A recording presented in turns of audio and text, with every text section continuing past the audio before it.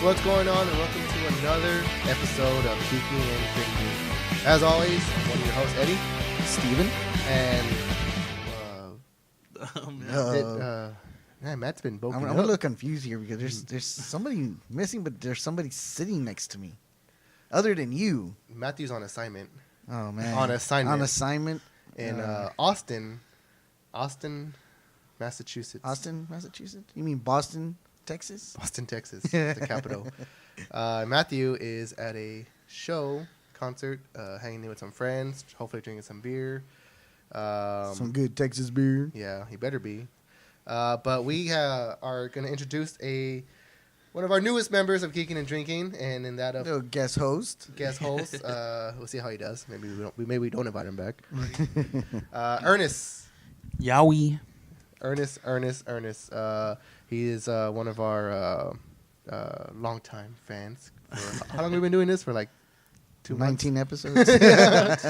Ernest is a very close friend of ours, family. We love him, and it's been a long time coming. So welcome, sir. Sir, thank you. Thank you guys for having me. This is pretty cool. Welcome to the studio, aka my apartment. Yeah. At least you came at a time when it wasn't hot, because our last couple episodes we filmed, it was pretty hot. Yeah, it's pretty brutal. I was just worried it was gonna rain on the way over here because it's quite a drive. Yeah. From where I live. But the reason we have Ernest on the show today, obviously because Matthew's not here, but also because you came with us to go see a very, very, very special movie. Yep. And we will jump into that. We'll jump into that a little bit. So, but right up top, this is episode 20.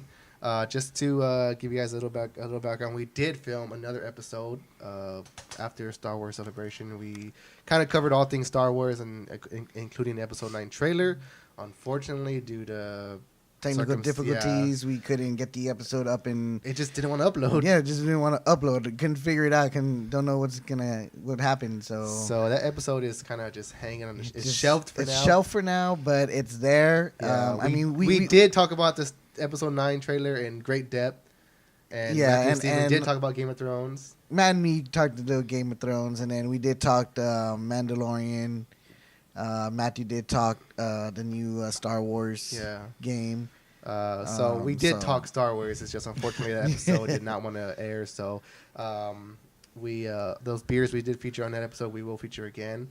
And we whenever we get to more Star Wars stuff, we'll probably talk about it again. But today is all Avengers and some other news. So, but first things first, we have some beer for you guys. As always, if you've watched the show before, you know that we've featured Thirsty Goat from Thirsty Planet. But we also have two new beers, in that of the Yellow Armor. Thirsty Goat is one of their regular... like one of their flagship beers. Flagships, and then Yellow Armadillo is another one of their... Yeah, it's their... in their rotation. American wheat. Yearly rotation. Yeah. But they just recently came out with a brand new beer that we were very, very privileged to try, or we are going to be drinking this episode, so I'm very excited for it. You can't even get this beer in a 6-pack in San Antonio. So thank you. As of yet, thank you to Nick and Mike, for hooking us up with a 6-pack of this. Like I said, you can't even get this beer in San Antonio, so we actually got a 6-pack, and thank you to them so much for reaching out and giving us the opportunity to try this beer. Again, I'm super excited just because. Just reading it right off the box. I mean, not only does the box look freaking amazing, but it's a kettle sour. And if you don't know me by now, I am a sour beer fan. I love sours. I know this guy's kind of... Well, I mean, sours to me are more like a summer beer because it's kind of refreshing. But well, it's always summer here in South Texas. And winter and fall. And raining and mostly summer though. I mean, you got 2 summers. Yeah. So, but yeah, it is. You get hot summer and then you get freaking hot summer. Oh my god! But it is the Cosmic Butterfly, like Steven said, it's the kettle sour, and this beer is really pretty looking. It is a purple beer. Look at that. Yeah, Eddie already has his pour. He didn't even give us a chance. I had to take some pictures for the gram. Steven's mad, but Ernest and Steven both have their beers in hand. Here's a bottle opener. Yeah, I should have brought my foot. And they're going to pour theirs. Also, as you see in front of us, we have some some awesome pint glasses, courtesy of Derek Jenkins from. I ordered these glasses from Etsy. You could visit his profile on Etsy or his store on Etsy. It's DJ Custom Etching. So I'll provide the link down low. Thank you so much, Derek, for these awesome glasses. And he also included a little surprise. If you guys can't really tell, but these we have 3 awesome pint glasses with our logo on them. Our shield logo. Yeah. I got the package today, and I opened up, and saw 6 pint glasses, and I was like, wait, I ordered 3 of them. One was a Batman, one was Captain America, and one was the Imperial symbol. Oh yeah, look at that purple. Look at that purple. Beautiful. Dang. But yeah, so me and Steven opened the package today, and we saw 6 pint glasses. So we opened one up, and one had our logo, our shield on them. Like, we're just like looking at each other like, what's going on? Derek surprised us and sent me 3 pint glasses. So thank you so much, man. These are so awesome. I can't thank you enough. But we have new pint glasses, a new beer. So you guys ready to try this? Oh, I'm so ready for this. Cheers, guys.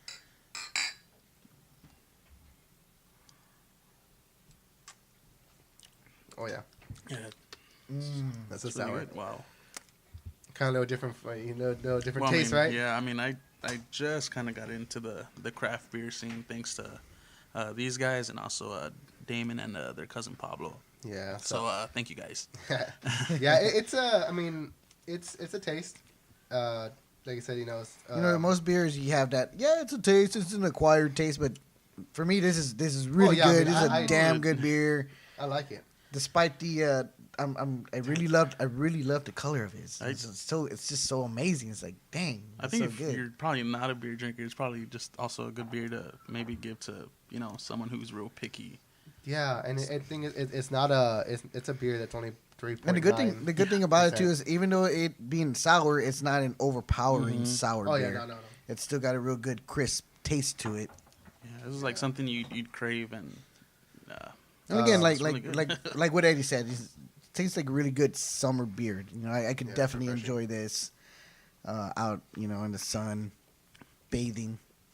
But yeah, I mean, not even next to a pool, just in my front yard. if bathing. you live in the Austin area or Round Rock, you could find this in a 6-pack at your at stores. As far as San Antonio goes, as of right now, you can only find it in draft within a couple of weeks. I believe it's not available yet. They're still in the process of getting it down here. But I think for sure one of the places you can get at is Flying Saucer, located on I-10 and Huebner. So go check that out. And as far as other places, I'll post about it later. But yeah, we'll definitely get a list going of where we can actually get this beer at a bar. Again, the 6-pack is not available in San Antonio as of yet, but want to thank the guys at Thirsty Planet for letting us try this beer. Nick, Mike, thank you guys so much. For just like I said, just for that. Like they posted about it, and I reached out, and they're like, "Yeah, well, it's not available in San Antonio." But they're like, "Well, we could get you a sample." I was like, "No way!" Like that. No way! Like, so very, very grateful for that. It's a good beer. I like it. I'll definitely. Well, I'm probably just gonna sit off to the side and just keep on drinking it. It's pretty good. And then you'll pretty much fill Matthew's shoes then, because that's pretty much what he does. Boom, boom, boom, boom. Burn. Yeah, I gotta go. Got him. Got him. But yeah, guys, Thirsty Planet, check them out. They have a lot of great beers. I have yet to try the Yellow Armadillo. I've tried their Pale Ale, which is pretty good. I tried the Thirsty Love Goat. the Thirsty Goat. It's a good beer, but man, this beer is it hits you. It's kind of like Busted Sandal. They hit you. What was the Thirsty Goat again? I can't remember. It's Amber Ale. Amber Ale, that's right. Yeah. I mean, I'm looking at the box. I can probably read it. It's really good. Yeah, and they're out of Austin, Texas. So support local guys. You can visit them at thirstyplanet.beer. That is their website. .beer. Or follow them on their social media pages. They have, I know for sure, they have a Facebook and Instagram page. They're on the gram. They're on the gram. Definitely. Again, also thanks to you said Derek.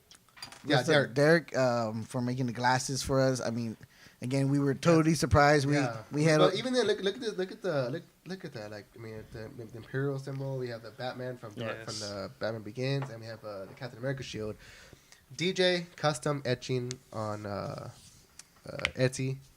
I'll provide the link down low. You can check that out. Show them your love and thank you so much, man. Like I said, it's the surprise itself was like, oh my god, like I mean, they just look amazing. I mean, yeah, it's our shield on a pint glass. So, speaking of shields, Speaking of shields, Captain America shield. Oh man. So, it's been a pretty good weekend for entertainment wise.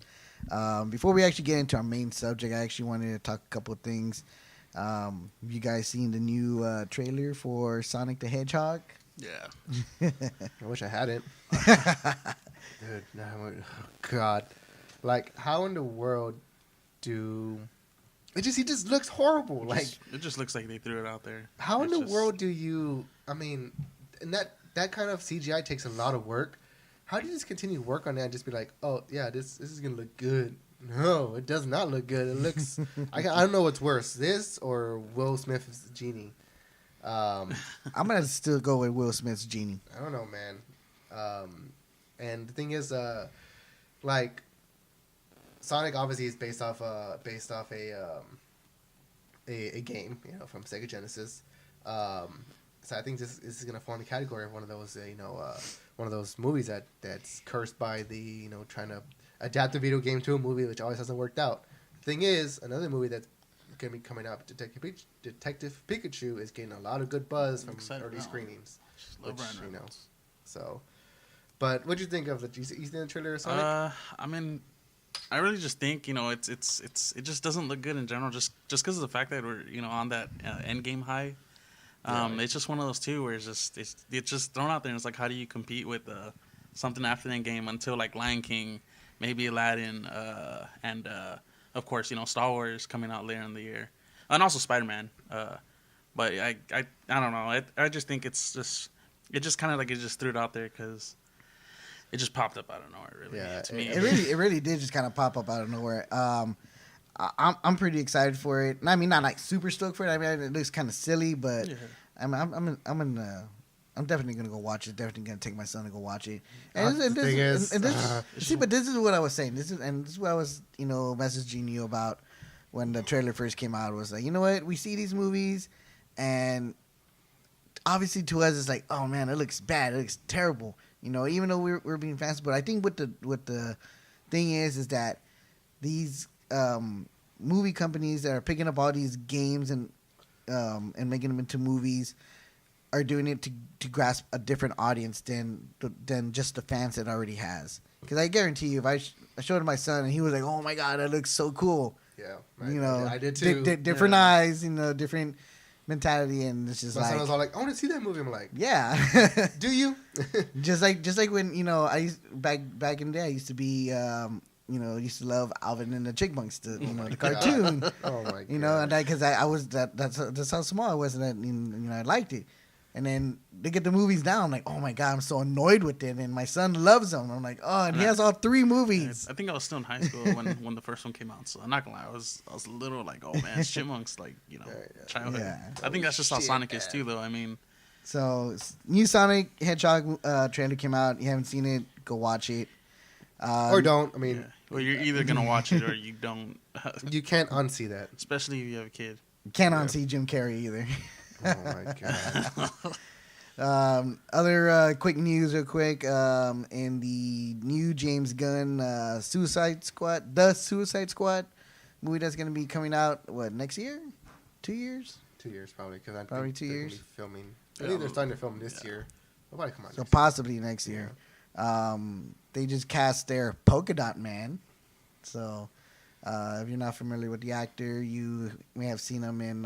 He was one of the Joker's minions in The Dark Knight. He came out in Ant-Man and the Wasp. He was Kurt. Yeah. David. How did I say his name? I have to look at it. Dashmachin. It's a very unique name. It's a very unique name. But he did come out. Like I said, Dark Knight came out in Ant-Man Wasp. He's a real good actor. David Dastmalchian. Yeah, he was on a podcast I love listening to in that Clatter Live, and he was just talked wonders about Christopher Nolan, Heath Ledger. He talked wonders about being in both DC and being in a Marvel film. So it's just like he's a great actor. He's out there. He just just didn't have big roles, but he's definitely a good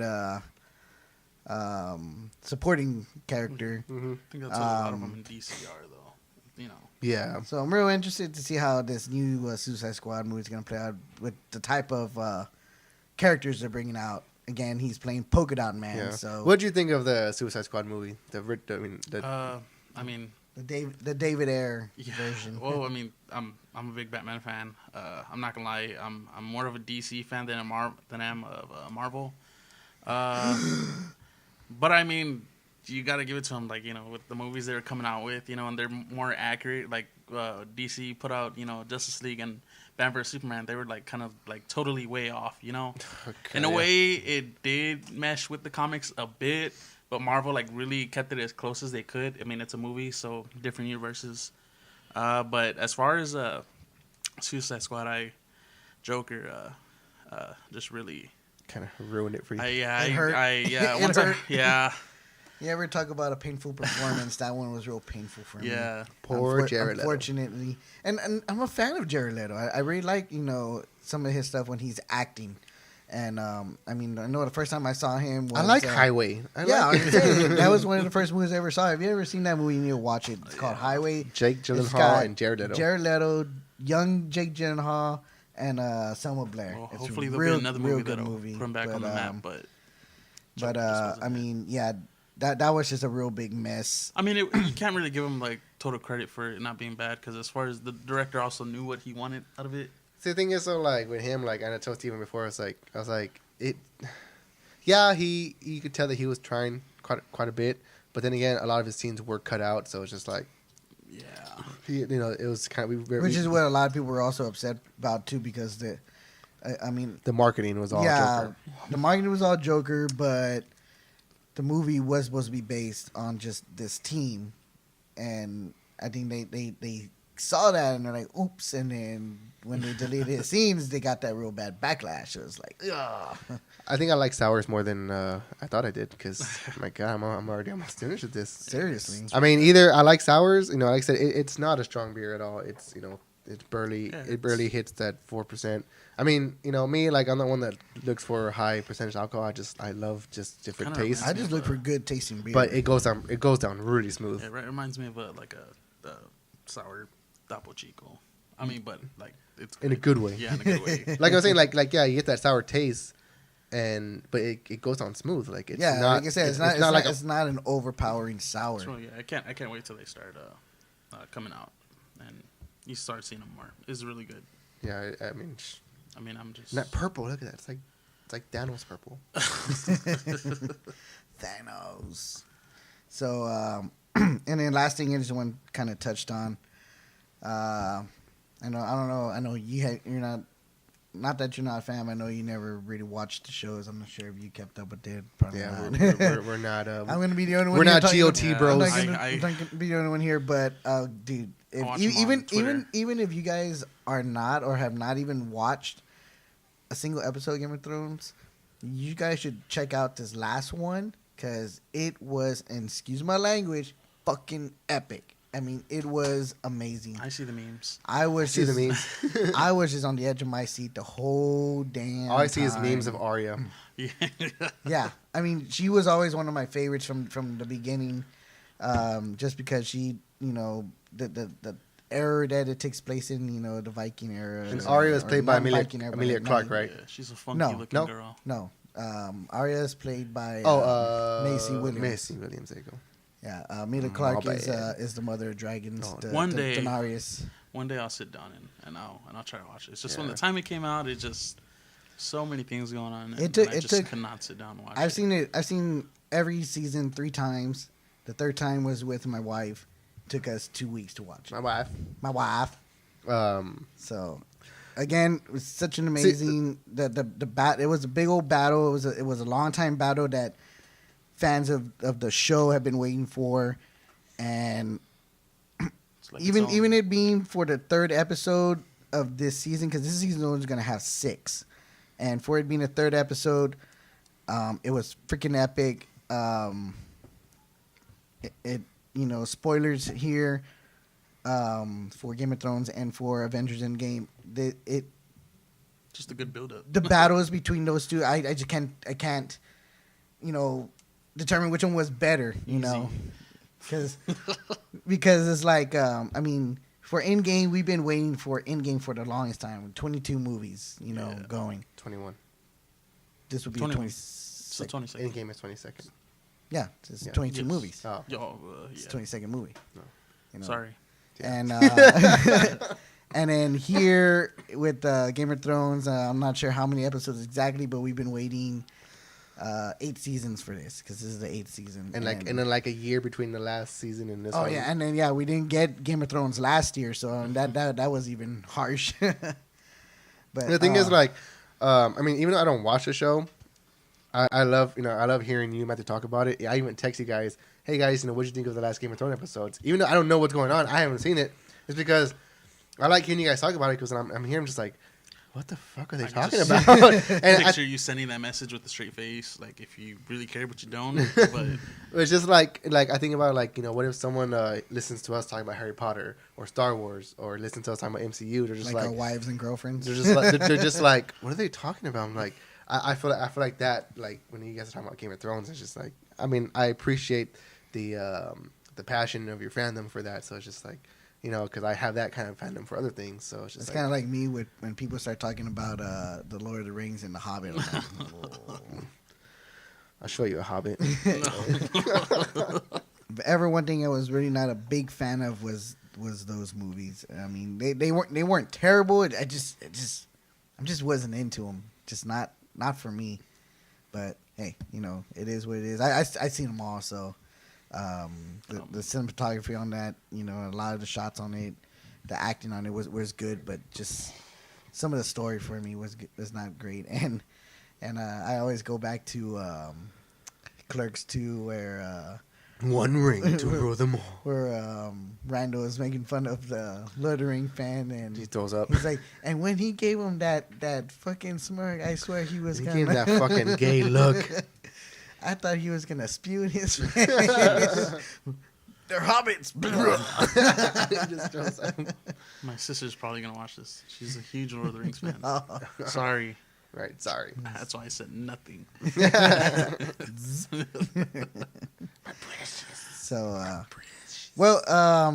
we still got a lot more to talk about. We're gonna come up, take a quick break real quick, so we'll be right back. After these So- short messages. There you go.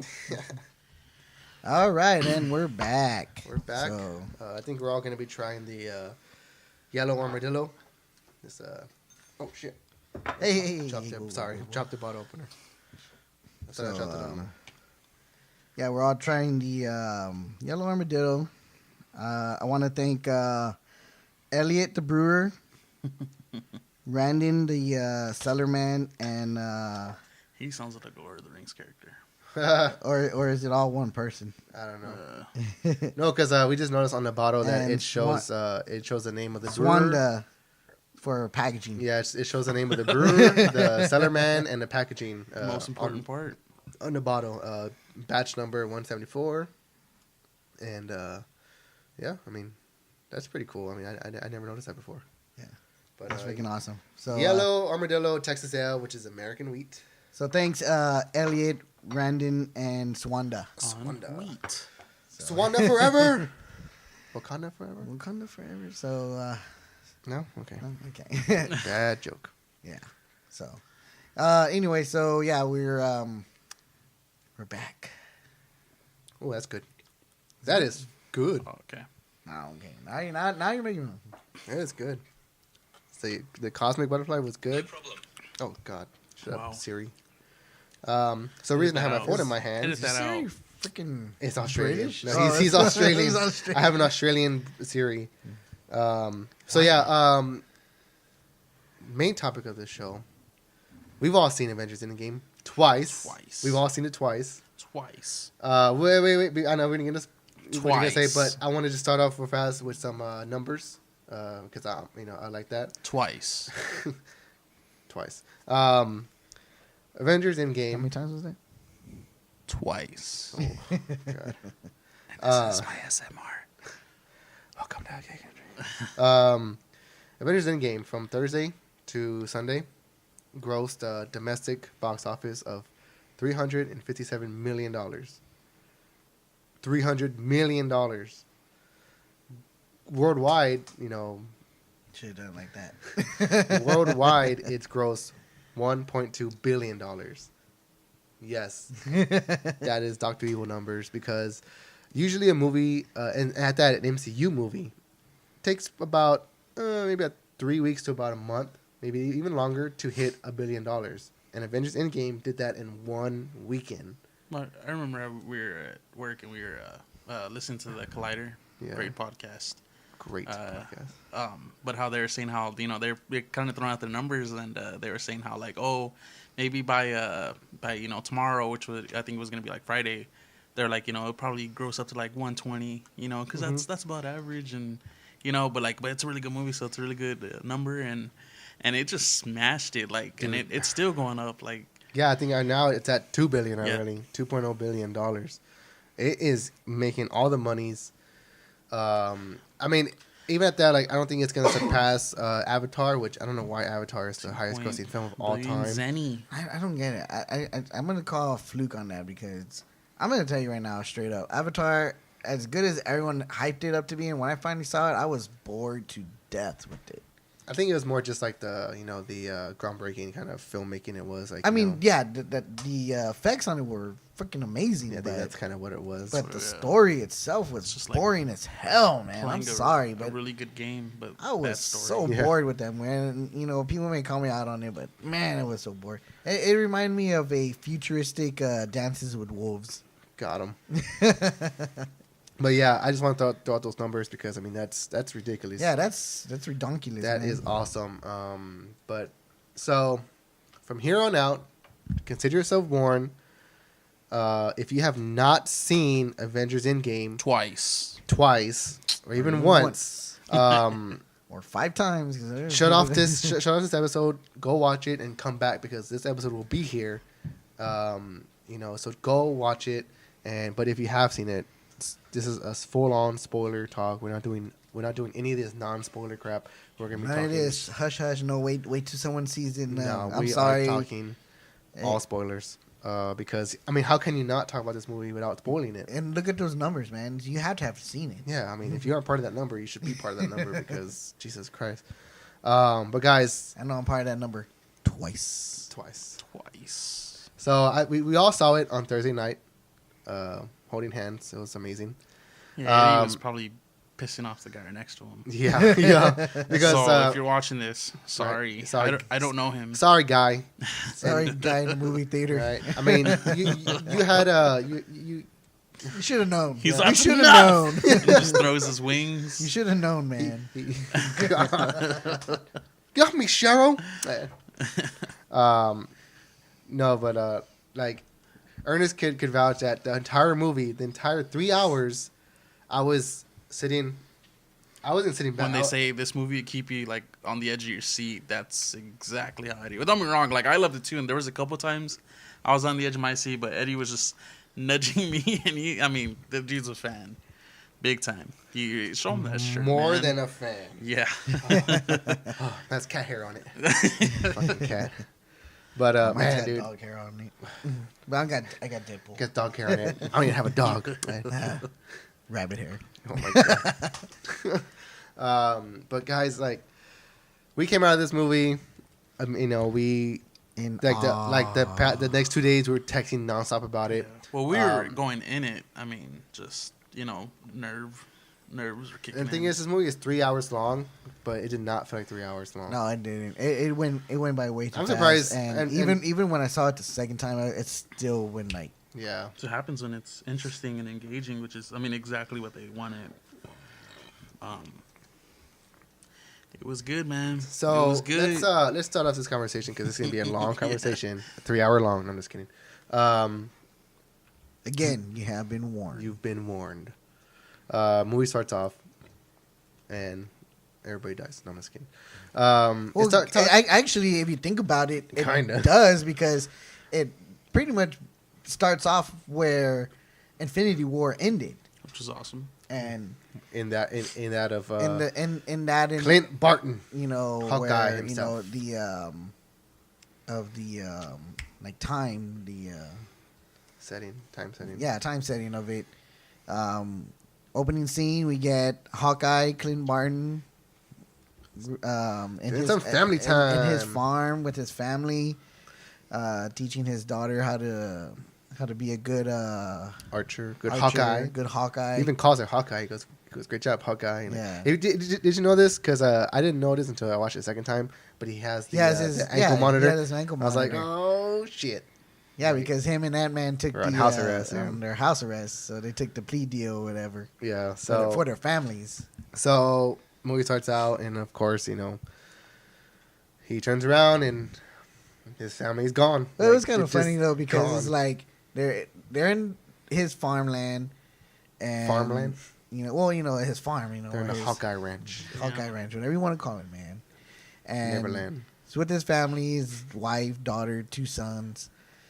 And I the whole time when they were just talking, it was the thing I was thinking of is the wife asking him, "Y'all want mayonnaise, mustard on your hot dogs?" I'm like, who puts mayonnaise on a So hot like, dog? who does mayonnaise on a hot dog? 2 mustard, please. And then, you know, that's when she goes, "Okay, well, come on." And then she goes, "Okay, go get your arrow and let's go." And then turns around, and his daughter's gone. It's like, all you see is just like. you see the dust. The dust, And- which looks like then- leaves. I mean, you know it's gonna happen. You know, for it being the opening scene, And everybody still gasps. yeah, and I know, I everyone's love still that. gasped. Everybody's just like- That's Kind of thought like the fact that how it started, and like everybody was talking with their, you know, everybody had their kids, and we were at a place where they serve food, and it was funny that like just right when that part came on, like everybody knew when to be quiet. Like the theater just went like, and when I saw it again, the same exact thing happened. Everybody's like, yeah, and everybody still, and it's like you know what's gonna happen. Like, Don't play. God, like, But it still hurt. That's and, why. and you kind of even got the feeling, regardless, that was something gonna happen because of even from the trailer itself. Yeah, I mean, we in the trailer, you know that he's Ronin, you know, and you're just like, You knew something happened to his family, but just still seeing it, like, oh my god, like, and him freaking out about it. That's what really just gets, like to not gets knowing you what the too, hell's is going like- on. Yeah, because it's like We know he wasn't there when everything was transpiring. You know, he wasn't there fighting Thanos. He was and as soon back as home with his like, family. like he's confused when he sees his daughter disappear, but once his 2 sons and wife disappear, that he look in his face, that's when he knows Good acting. something's man. not right. Something's Just not good right. acting. Yeah, like, And Everybody good acting. oh my god. So movie goes on and on. You know, the intro still goes on. yeah, from and this is there, before that Marvel. Before No, wait. This is the Marvel logo. No, No, because The Marvel logo comes on right when they all get their stuff and they're about to go I fight thought Thanos. that's when the Avengers logo comes on. The No, Marvel that's when logo. the Marvel Studios come. The Marvel Studios the come Marvel on right Studios after comes the on. Hawkeye scene. Yes, And and then after from- they're gonna go fight Thanos. After there's like a Like when they're about to go off to space, that's when the Avengers Endgame Yes. comes up. So it's the Hawkeye scene, and then it's the Marvel logo, and then it's like we go up into space with two little commercial breaks. You just Yeah. couldn't wait. no, you always get the Marvel logo first. the Marvel logo came up after Hawkeye. I Man, guarantee you. I had seen it twice, and I don't even remember. Did you see it twice? Did you? Yeah, because I remember it just starts off and he's there, you know, like. But yeah, so but anyway, after the Hawkeye scene, we go right up to space. Right, we pick up right where left off with Tony and Nebula. You know, and they're stuck in space. You know, and just trying to survive. It's like him recording in his helmet, which we saw in the trailer. to Pepper, you know, what's going on, what's happening. They were able to get the fuel cells going for a few, 48 hours. you know, a couple of days, and then says like, but now we're dead in the sea. Like it's just like the fact that he's even skinny, like he just like. Yeah, I really like that part. It just showed how much they. But they of course, struggled. you know, he's in space, so you know who's gonna save him, and they show. I mean, it's Captain Marvel, man. Captain Marvel Oh, I comes. thought you were gonna say Nova. You know, Captain Marvel comes, saves them. So okay, so how did you like that? Obviously, one of the things that the Russo brothers love to do before a movie comes out, that they love to do with their trailers, is they love to film those scenes that Those misleading scenes. Yeah, that are not even going to be in the movie at all. So what scene you talking about? And then the end credit that we got from Captain Marvel about the pager. Oh, the pager. Yeah. Thing is, I think with that when the Captain Marvel end credit scene where she shows up at the facility and she's like, "Where's Fury?" Where's Fury? I think that happens before. Yeah, and she She shows up on Earth and she goes back up, gets Iron Man and comes back. It's like casual. I mean, they kind of didn't like if you like really watch them, they knew who she was kind of already, except for like maybe Thor. I guess, but it kind of just went on like it was casual, like they're just like she's back, Captain Marvel. Yeah, she even looks and she's just like, they all came out like she came and did what she was supposed to do, I guess. But because there wasn't like a big old like, oh, she's like she just who's pops, that? Yeah, who is that? And she it's like they already established, had established an acquaintance already, some type of relationship, and so. I was kind of fine with that. I mean, I know maybe some people were looking like she was gonna just kind of pop up, and people were gonna be like, they're gonna continue on. That was you. And, Yeah. who are you? And this and that. But yeah, I mean, but once Captain Marvel brings Tony Stark and Nebula back to Earth, I mean, right at the back, and this is when. She's bringing them back. It's already 22, 23 days after the snap. Yeah, it's a few days after the snap. And the first thing Tony Stark says, and it breaks my heart, to Captain America, he goes, "I lost a kid. I lost a kid. Like that has broken him." And then and then Captain America's like, "Tony, we lost everybody. Like we lost. No, but you don't understand." and then you see Nebula and Rocket on the ship. And he's just like kind of like. Pats her on the hand and she holds because they lost all their friends and family and then she had just established a relationship with Gamora and lost that. Like Nebula really shined in this movie. Yeah. So good. I mean, I've liked her. Big come up. I liked her more in Guardians 2. She was pretty. I mean, she was a small part in Infinity War, but she was also good. But in this movie, she's one of the. It showed her like true. Character or like the feelings that she really had. She's on both sides actually. Like her struggle and everything. But so yeah, I mean, they it's kind of it's just like so much like we're giving a play by play about this movie, but it's just like I just love it. So here we go. We got Hawkeye with his family, dusted. Got Tony Stark, trying to get back home. Almost, loses faith because that they may not make it back, and then Captain Marvel comes, saves them, brings them back. We got a little feud, a little minor feud going on between Iron Man, Captain America still because he's just like, dude, you said we would lose together. I needed you, and I told you this was gonna happen, and you said we were gonna lose together. Not only is he he's still like just being down by this, being defeated, but he's just still he's scared. Like he's scared. He goes, if you find Thanos, he rips off his nanotech thing. He even you tells put about this the vision on, that he had, and you hide. Like I had this vision. I saw this coming. He rips that thing off. He goes, if you find Thanos, you put this on and you hide. Like he's scared. Like, and it's just like, oh my god. I mean, he's mad and scared at the same time. Thor is pissed off. Yeah. Captain America is just like he's got to stay strong for the sake of the team. He probably knew what was going to happen if that was the case. Black Widow she's determined just to find out what's going on and how to fix it. Man. So they eventually find Thanos because after he did the snap, he it sends off this energy, this big energy pulse that's that's kind of like felt around Earth. Because that's what he did the snap. So they find him because they track another. He used the stones again. Yeah, on where he's at, the garden, and so they go and Madison Square Garden. Yes. So they they go and sorry guys, a little bit of a static on the mics. Not sure what that is. I'm not sure if you guys can hear it. We can hear it. Yeah. All right. Can you hear me? All right. Dude, you don't need to do the sound. It already does it. Sorry.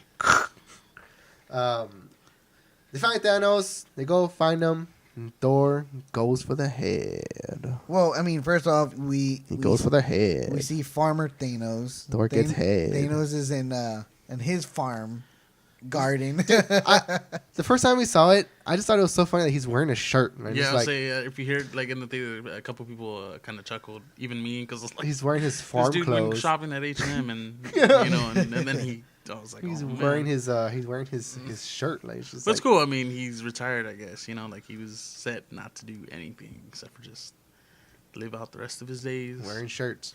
wearing shirts. But I picking- mean, picking so fruit.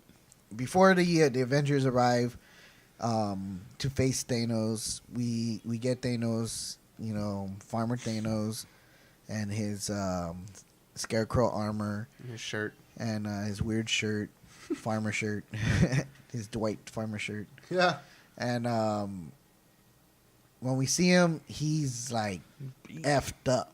Yeah, like the side that And it wasn't, and obviously, you know, from where we left off in Infinity War, the only thing that happened to him was the axe to the chest from Thor. yeah. But we see an effed up Thanos where he's all Face. burned and, you know, The glove scarred. like melted onto his hand. And yeah, the glove is still fucked up from the first time he used it, and, you know, even more after I the think second it time was he like used already it. attached to his hand. And I can't yeah. get this What thing looked off. like- I yeah. can't get it off. It's the price I pay. That's probably what he meant. Everything. Yeah. What did it cost? Everything. Cost my arm. Right. and, This is my stroking arm. and then Oh, My strong God. hand. and then boom, the Avengers strike. You know, we get I don't know, Captain Marvel who bursts in through the roof. Did you kind of feel bad for him? Choke slam. Because I mean, I was They jump him. Yeah, they like- pretty so much jump yeah, him. they pretty much ganged up on him. Thor and cuts his like, hand off. until he said like I'm inevitable. When he told him again, I was like, okay, you know, like have your way with him. Like, I was screw this guy. Captain Marvel gets him in the chokehold. Good God. Bruce Banner comes out in the Hulk Buster and grabs Grabs his arm with the gauntlet. And then they have his other arm, and then freaking Thor just busts in and just chops off his arm out. Like, oh shit! And they start interrogating him. Where are the Yeah, stones? I they're not destroyed playing. them. I used the stones to destroy the stones. It nearly killed me. Like, And they're just like, there was no need for the stones anymore for him. Yeah, 'cause for now- him at least, because now they're just he accomplished what what he he- goes, now they're just temptation. yeah. Like, and so it's just like I destroyed them, which that's ultimately what they went back to get is the stones. So To try to reverse. yeah, Thor's not having it. Oh yeah, Thor was just not. Not Wasn't having gonna it. hear He wants his head. Dude, I mean, Huh? No? um, Thor wants head. Thor went for the head and drank the blood, just like the cosmic butterfly was all. Right when that happened, I just looked over at Eddie and I was like, the end. Yeah. Like, that's it. I was gonna like what? Ernest all like the end. Everybody I get out. think I heard. Everybody I think I even heard some other people in the back say that too. Like oh, the end. They like, killed Thanos within the first 15 The minutes. rest of is the in film. credits. Yeah. You know, yeah. End And credit it's like, scenes. what the hell? Yeah, but I mean, that was pretty brutal. I mean, that was probably one of the darkest things I've ever seen in the MCU with. And not only with that, but like, Thor. thing is, it happens kind of fast. They cut off his head and he's dead, but then like they show Nebula, she's just like, and then she goes and like kind of shuts his I mean, eyes. yeah, she like feels bad. like, I mean, she that was raised that- her. that was her only family for a while. Yeah. yeah, and like she spent most of her life trying to please him, and And like, she lost her other. yeah, you so know. it's just like, so, kill him. Thor went for the head. And then we get the time jump. Like, Yeah. and I wasn't expecting that, and it's so slow too. It's just like it goes black It goes black and It's it's like 5 years years later. Later. Like what? Like later. that was it kind of. I was waiting for the voice from SpongeBob to come out. 5. 5 years later. Years later. went that far, like and then like nothing changed after a yeah, year or 2 years. yeah, and even then, like for them to go 5 years, you would think by 5 years they kind of accustom or somehow try to, you know, people who are still alive try to Especially Captain go Iron go Man, go, yeah. go on with you know their lives, you know, like to try to rebuild what is now gone, you know. But no, I mean you go 5 years later into the future and you see an empty city stadium and see the boats gathered around. Just looks like a The mess. empty. I mean, it almost looks like apocalyptic. Like it's just like And like gone. everything's just empty. Like it's just like wherever people went and they go to support group, you know, which you mentioned there's a special cameo in that. But there's two cameos. Two cameos in that Yeah. one. Tell Ernest about that. I'm gonna do something unconventional. I really have to use the restroom. So you guys keep talking, keep talking. Well, we can just go on a quick break here, so What was that? Say we again. can go on. Wait, I didn't catch that. Hey, can you come again? All right, guys, we're gonna go on break because we gotta use the restroom. Here, just go on this. And we're back. Spew to this. All right, All right, we're gonna go on a quick break here, so we'll be right back. What up, YouTube? And we're back. Yeah. It's your boy. It's your boy. It's your boy, Skinny Penis. Hey there, demons. It's your boy. Well, speaking of demons, I think Eddie got all his demons out. Yeah, so- sorry guys. I really had to go restroom. This beer is good. What do you guys think of the armadillo? It's tasty. It's really good. Yeah, I like it. Oh yeah. I didn't even get to see I'm still amazed 4.0. by the cosmic though. I'm just happy because, I didn't even really know that there's anything else other than Thirsty Goat, especially. Yeah, they have quite a bit. Yeah. beer. And Thirsty Goat's strong. Like, Thirsty is. I mean, that I goat said, is strong. That's a strong goat. Look at him. we went to Burleson and they were, giving them out and they're good. It's like, He's boy, all- these are really good. And you're just drinking them next thing you know. But yeah, going back to our discussion here, Avengers Endgame, guys. I mean, dude, I'm ready to go see that movie again, man. I mean, I'm not lying. I'm probably with some other buddies. I'm trying to go maybe like Friday or so, maybe Saturday. Just We're probably gonna take our mom to go see it. I kind of had to beg my wife to let us go watch it again. yeah. Like, you just saw it. I'm like, but it's Avengers Endgame. Yeah. What is it again? I know, it was with the Kristen, and I was mean- just like, oh, I think I'm gonna watch it again. Really? I was like, I think it's the- really good. The only ever MCU movies I've ever seen more than once in the theater was Infinity War, Captain Marvel, Civil War. You saw Captain Marvel I've seen twice? Civil War like 3 times in the theater. Which one? Civil War. Oh yeah, I saw it just twice. Everything's just been twice so far. You saw Captain Marvel twice? Yeah, because did we go? No, I saw. Oh, yeah, I yeah, saw yeah, an early yeah. screening of it. You and Matthew saw you and Matthew saw the early screening. No, Oh yeah, no. Matthew went to another early screening. Yeah, I actually went to and an then, earlier screening. I Free saw it Friday. For free. I don't work there no more, so I For can say it free. now. Me and my son went to go see it Friday, and then my son was telling my wife, his mom, "Mom, you gotta go watch it. It's so good, so good. You're gonna like it." And so we went to go watch it again. Women empowerment, man. So and she enjoyed it. She really enjoyed it. I mean, Hashtag me too. you know, Brie Larson. especially for the Edit that. especially for the time era that Captain Marvel took place in. Yeah, which was really cool. I mean, Yeah. all the music kind of like reminded me of was it Bumblebee as far as like You Still see the haven't music seen and all You Bumblebee. saw Bumblebee? Oh I yeah. haven't even seen it. Yeah. I ain't seen that. Looks like I movie. gotta go. So we're at this point when we were discussing, Thanos is dead. 5 years later, society's trying to recoup with everything. Those 2 cameos. Remember 2 cameos? We in the had 2 support group. cameos in the support group that Captain America's running. Captain was he running it or was Yeah, I think he's. Okay. Yeah, he's kind of like. okay? Yeah, Teacher. so that Captain America was the So the 2 cameos we get is Joe Russo, Joe one Russo. of the directors, Yeah. who is actually slated as the first openly gay character in MCU because he's talking about how. See, I knew Yeah, I'll say- he was. I didn't get to Yeah. the second time. But I didn't. know that he played the character. See, but the thing is, openly gay. But yeah, it's it's openly gay because I mean it's kind of hinted at that Valkyrie is had a relationship with the other Valkyrie. It's hinted at. It's not. Yeah. Say that's why they say that Joe Russo's character in the game is openly gay because he openly admits that he's because he talks about. He talks about how he went on a date for the first time. Yeah, and he went. And then he talked about the Mets. He said him. Talked about the Mets. Him. Yeah. The So. And the Mets. But then another cameo we got. Cameo in that support group is what is his name? I forgot his name. I feel so bad forgetting his name. None other than the creator of Thanos in the comics. Goddamn stupid phone. I'm not. Waiting for you, face man. recognition. Can't type fast enough. No, you can't.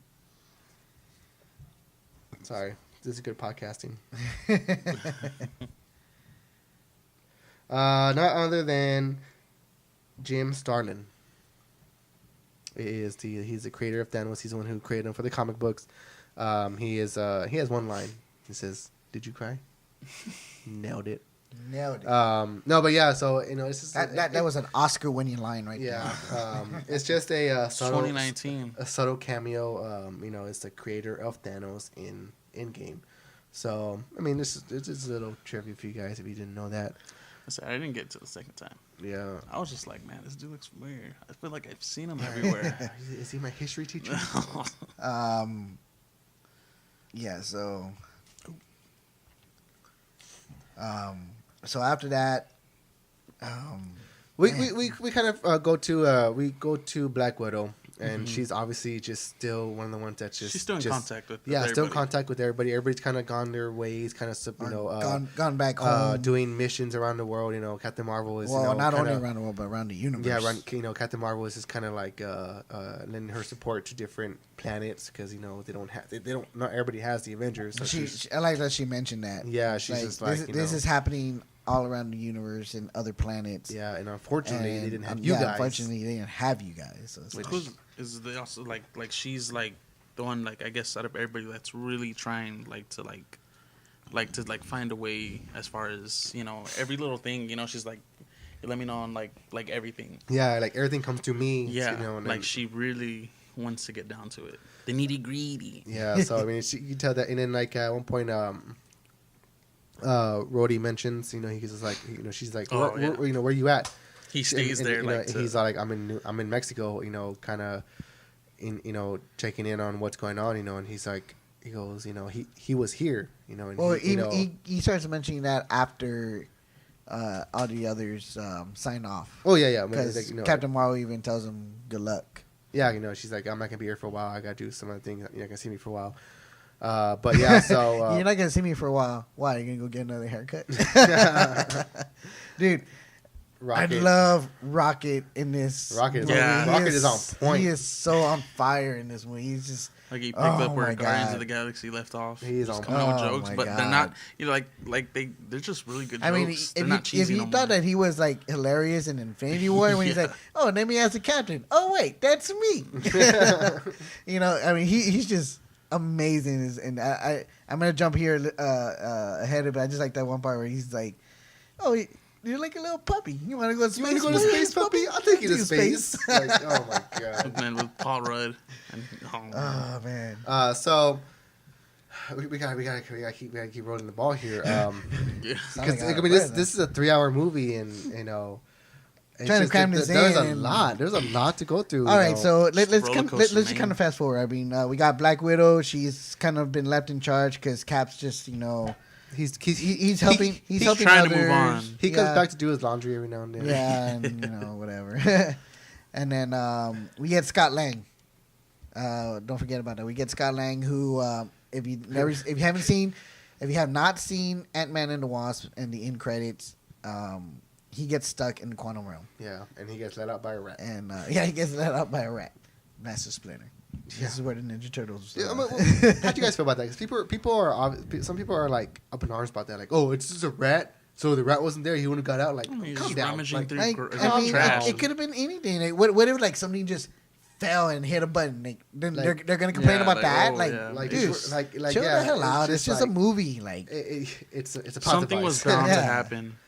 It could have Um, been what's his name? That actor that was in it. what as they the want someone security. to like try to rob this storage place Yeah. and then hit the button. You Yeah. know, like It was chill a- out, It was a man. rat. Yeah. But yeah, so Ant-Man comes back and Destiny. he's just like, you know, and then we get another Community cameo in that of what's his name? Kin Chow. Chong, Kim Chong. Chow. Chow. Yeah. Mr. Chow. It's a puss.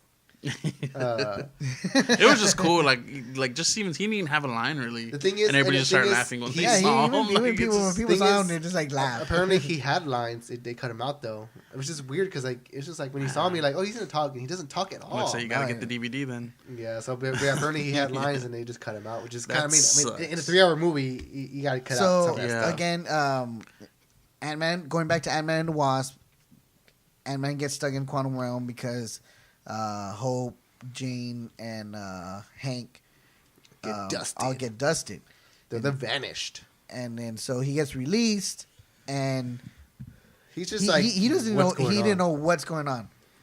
He was among one of the ones that Yeah, when they were looking at the pictures of, you know, well who's gone. It's like a memorial kind of. No, I'm talking about like in the when Black Widow was talking to everybody and they were kind of trying to figure out like, okay, well who's Oh, in the missing, beginning. and you know you see like Black Panther, Peter Parker, Oh yeah, and his face is just right Yeah. there and in his front. face and his face was right there, and because they think they think he got dusted because they don't know what happened to him. Yeah, They know he was stuck in the he's quantum just realm. gone.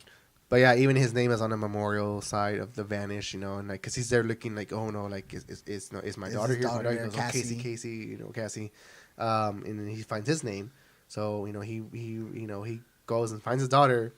And the thing is, like, there's a lot, and then, like, this is like kind of one of the first moments, and there's a lot of these moments where he's just like in his role, it's acted really well when he sees his daughter, and you know, cause she think, you know, cause he's been gone in her reality, he's been gone for 5 years. And then later we find out that for him it's been 5 hours. Yeah. So he's just like, What the hell? and he's just like, he sees her and she's grown up. He's just like, Wow. and the first thing he says, "You're so big," and just like that itself, like, you know, they hug each other. He just It- didn't It's know what happened. it's just like, wow, like, you know, and like I said, there's a lot of those little moments spread out throughout the movie. But yeah, so you know, he eventually finds his way to Avengers Tower or Avengers, you know, facility. So you know, he's, you know, he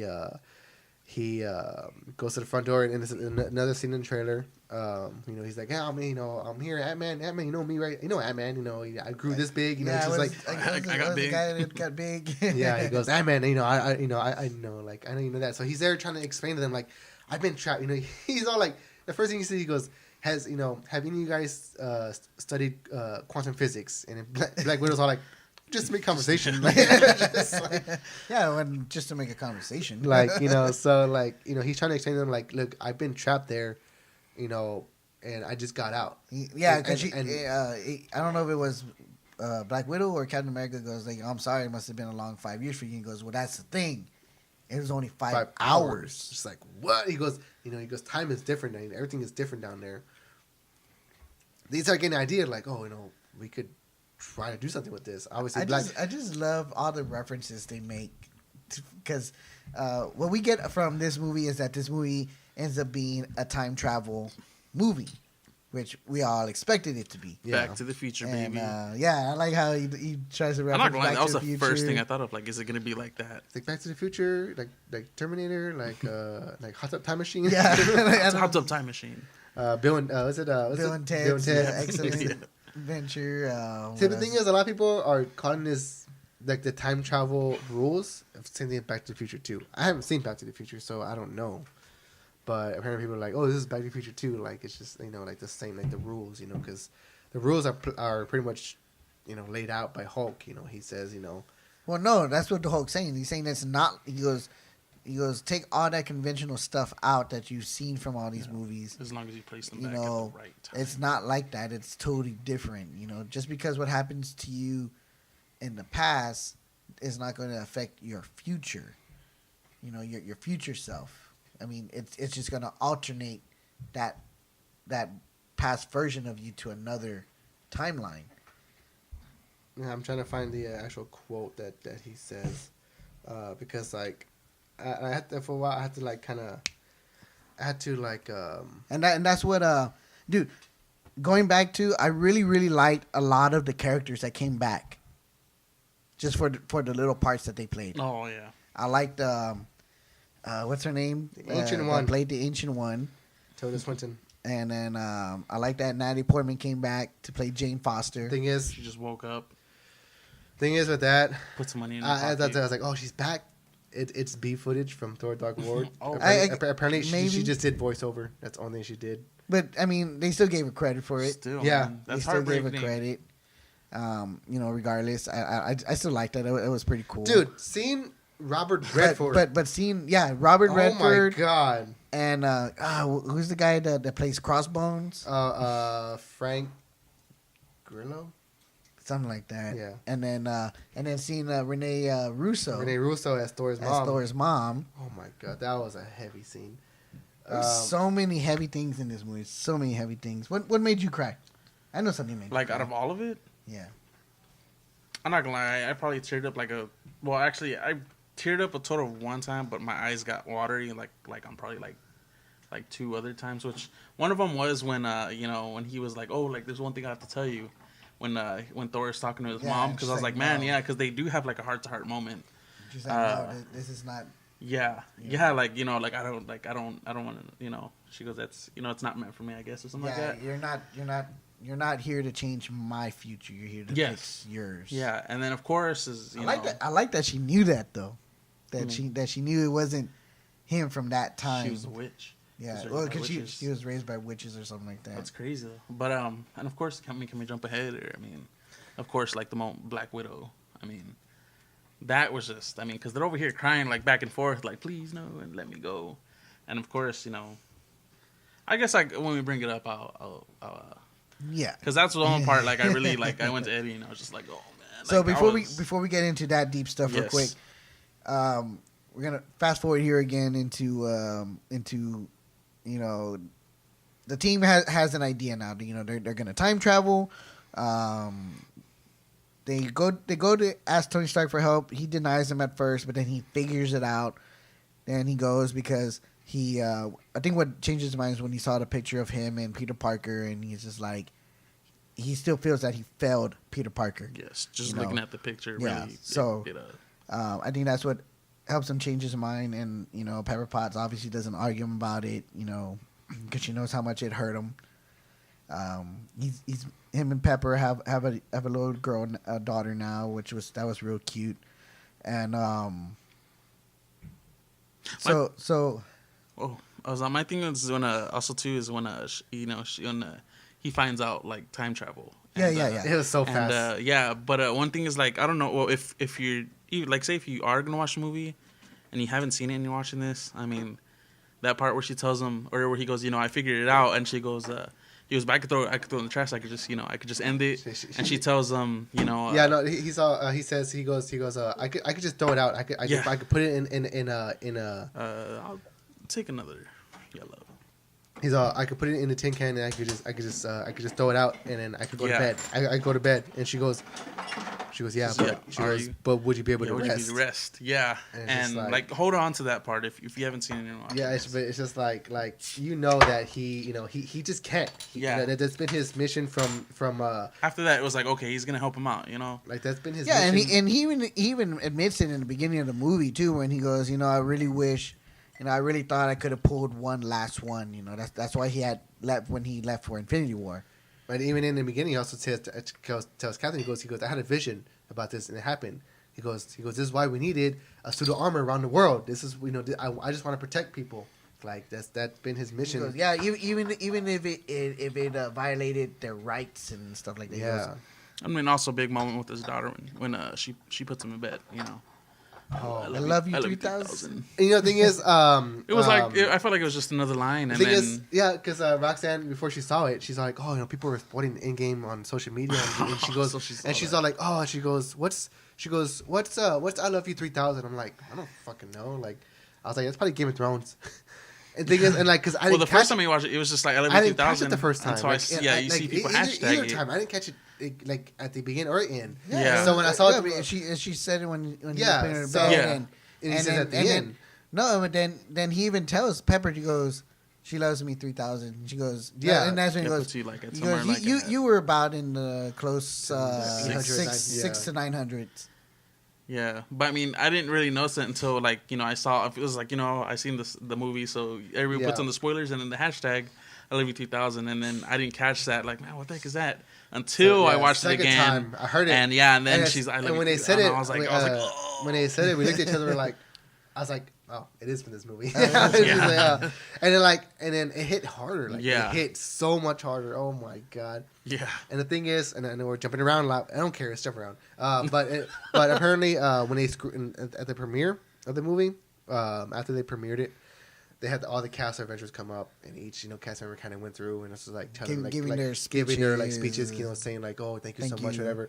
When it came up to Robert Downey Jr., he was holding the girl who played Morgan, wow. holding her, and he's just like, he goes, I'm not gonna give a big long speech. He gives her a hug and says, I love you 3,000. It's just like, oh shit, like, oh my god, like he just, because he's telling the fans, like, Yeah. it's like, oh my god, like, And man, I'm now getting all choked up here, dude, like it's oh my Cut a break. And no, so kind of going back. So yeah, Stark figures out time travel, Yes. goes to the Avengers. I love the whole taco part. Dude. Ant-Man trying to eat a taco, and then the whole Hulk, like Smart Hulk. When I first saw it, I was like, I just couldn't get over it. It's just like, it's so funny to me. Like, it's like I that love scene it. in general. I love it so much because he's a Hulk. dab. Yeah. He's a Hulk, but he's just so smiley. He's like, It reminded me of It really got his it character reminded as far me as that CGI. I think this was their version of doing the Gray Hulk, where he Yes. was Listen, they kind got of civilized. Yeah. You know? yeah. They got bits and pieces. But it's just like because he's a Hulk, but he's just like he's always smiling. He's always like being kind of mellow, kind of like, hard. even then, like and- before everything, if you notice, Bruce Banner, he's just like scared, like worried, like, and Yeah. now because I guess he put it together, like his life's good, he has no reason. He's still that mellow Bruce Banner, Yeah. but he's like he has that confidence of I'm the Yes. Hulk. I could kick your ass. Yes. Like, Well, it's like he's more mellowed and more confident because He's kinda like Ernest. as Bruce Banner, he was like as Bruce Banner, he was still real timid and scared because he didn't want to lose control. yeah, but now that And he has control, as Hulk, he was just a rage it's a monster, confidence booster, I guess. and it all like evened out with him. That scene was just great, though. It was just so funny. Hulk, I think Hulk was one of my favorite characters in the movie. Yeah, 'cause a lot but of people just say it's weird. so we all know what we're gonna do on Halloween this year, though, right? Yeah, so Endgame that's what I was going. gonna get to right now. So we get Hulk. They figure out how to time travel. We get Hulk and Rocket going to the new Asgard Well, we finally to see, go get Thor. but we also finally and, see Valkyrie. She's Yeah. alive. I'll say we knew Valkyrie was gonna be alive. I didn't know. I did. We also see Meek And then we see Meek and Korg. Hey man, Hey man, you wanna jump in the you Wi-Fi? good? Hey, hey. I still love Korg to this Oh day, my man. God, He's Korg is so. the best.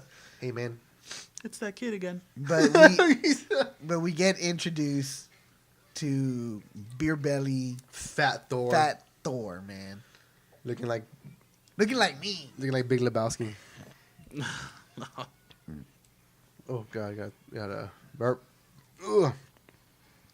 But yeah, so we get the Fat Thor. He At first, it was like, what yeah. the At hell? first, I was like, oh no, like they're Yeah, gonna use him like, as that's how a comedic thing the whole movie. What was cool too is it was also Hemsworth. Well, I mean, he was comedic in. He's always been Ragnarok. he's always been comedic, but it's just like, oh, like Well, Ragnarok was drunk. more where he was a little bit more comedic. yeah, no. And the thing is, like, I'm not like I'm not like down on because he's a I'm he's a just funny saying. character. Because But what I'm saying is just like, No. like they're just going for the laughs on this. well, no, one. because what I'm saying is like in No, but what I'm saying- in the first two Thors and the first Avengers, you don't understand.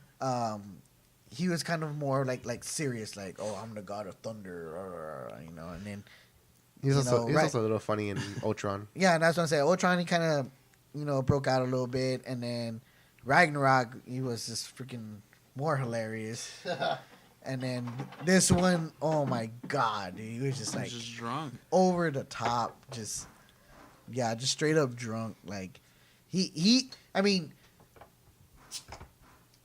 I felt more sorry for him than anything because he lost a lot. Especially when he got into it. That's the thing is like that's what I'm saying. Like at first, I was like, oh, like they're just going for laughs. But I'm just like, wait, no, like he's in some shit right now. Like, yeah, because and it's hitting him hard because he's lost his family, he's lost half his people. Yeah, and they highlighted that in Infinity War. Hulk and Rocket even mentioned that. Like, I mean, are you okay? No, when they're showing up, they're like, he's like, Rocket's like, Jesus, like, this is it, and Hulk's like, what do you expect from the guy? He lost his mom, his dad, his brother, half his people, and he all because of Thanos, and he and he felt like he failed. When he didn't go for the head, when he didn't kill Thanos, and when he did kill Thanos, because it's like, I think him killing Thanos at the beginning of the movie was just like like he was just angry, he was mad, like, and I mean, like, and even like after that, like when they go to him and he's just like, he goes, hey, I think we found a way to fix things, and he's all like, fix things, like what, the cable? And he's like, no, like Thanos, and his face just goes, like, he just gets real serious real fast. He goes, don't say that name. Yeah, and just when he goes to sit down, like, you can just tell he's broken. We don't say that name. We don't say that name, man. Like, we don't say that name, mate. And then, like, he's just like, okay, I know you're scared, but it's just like, and then they're like, scared. They're like, well, we need your help, and he's just like, no, and they're like, we got beer in the ship. Yeah, Rocket's like, well, we got beer in the ship, and he's like, what kind? Yeah, that's like, it's so funny, but like, and the thing is, like, eventually, like that whole hit him being just the way he is, like, just kind of down in the dumps, like, it pays off so much, when he eventually goes back in time, because we mentioned earlier, he goes back in, but the funny thing is, like, even when he goes back in time, knowing that he's gonna go to Asgard to his home. To his home, he's still in Crocs and pajama pants and a sweater and then like a robe thing. Hobo clothes. Even his mom's like, "What do you wear?" And he goes, "Oh, I always wear it. My favorite sweater. It's my favorite sweater." Looking like and then looking like the Big Lebowski. And then he's like, "What happened to your eye?" "Oh, that one time in the battle of blah blah blah." I'm trying to really find that quote because it's such an inspiring quote that she says to him, and I had it. I just wish I written it down. Mother? Yeah. See, this is why you write things down. Oh my god! Just as a guy who can't pronounce. Well, I'll tell you what. I'm gonna let you look for that quote, and we're gonna go ahead and take another break. Hopefully, it'll be a last break because I really want to get into the good shit. Yes. So we'll be right back. And we are back. It, like, I don't know. Did you find your quote? Yeah, I found the quote. It's an excellent quote, and it'll pay off. But I am so ready to get in the good shit right now. Yeah, yes. So, we're gonna get into the good shit. Here's the plot points. Hawkeye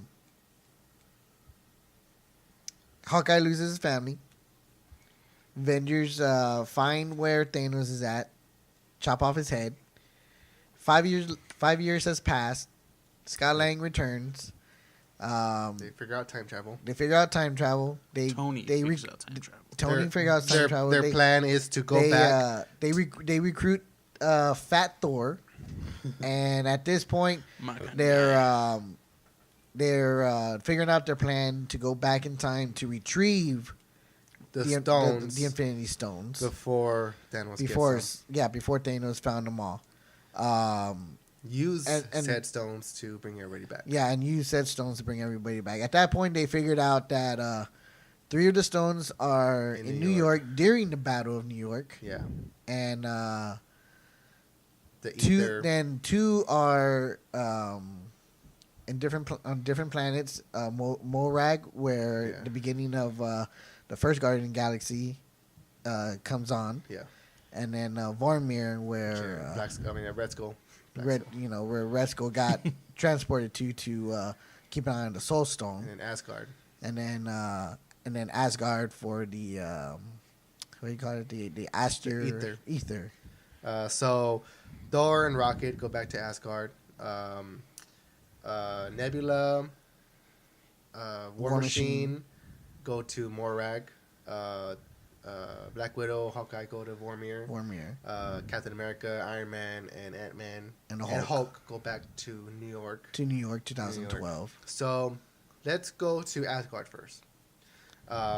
Rocket and Thor go to Asgard at this time they go back to Thor, the Dark World. I can never say that. 2013. So they're in 2013. Yeah.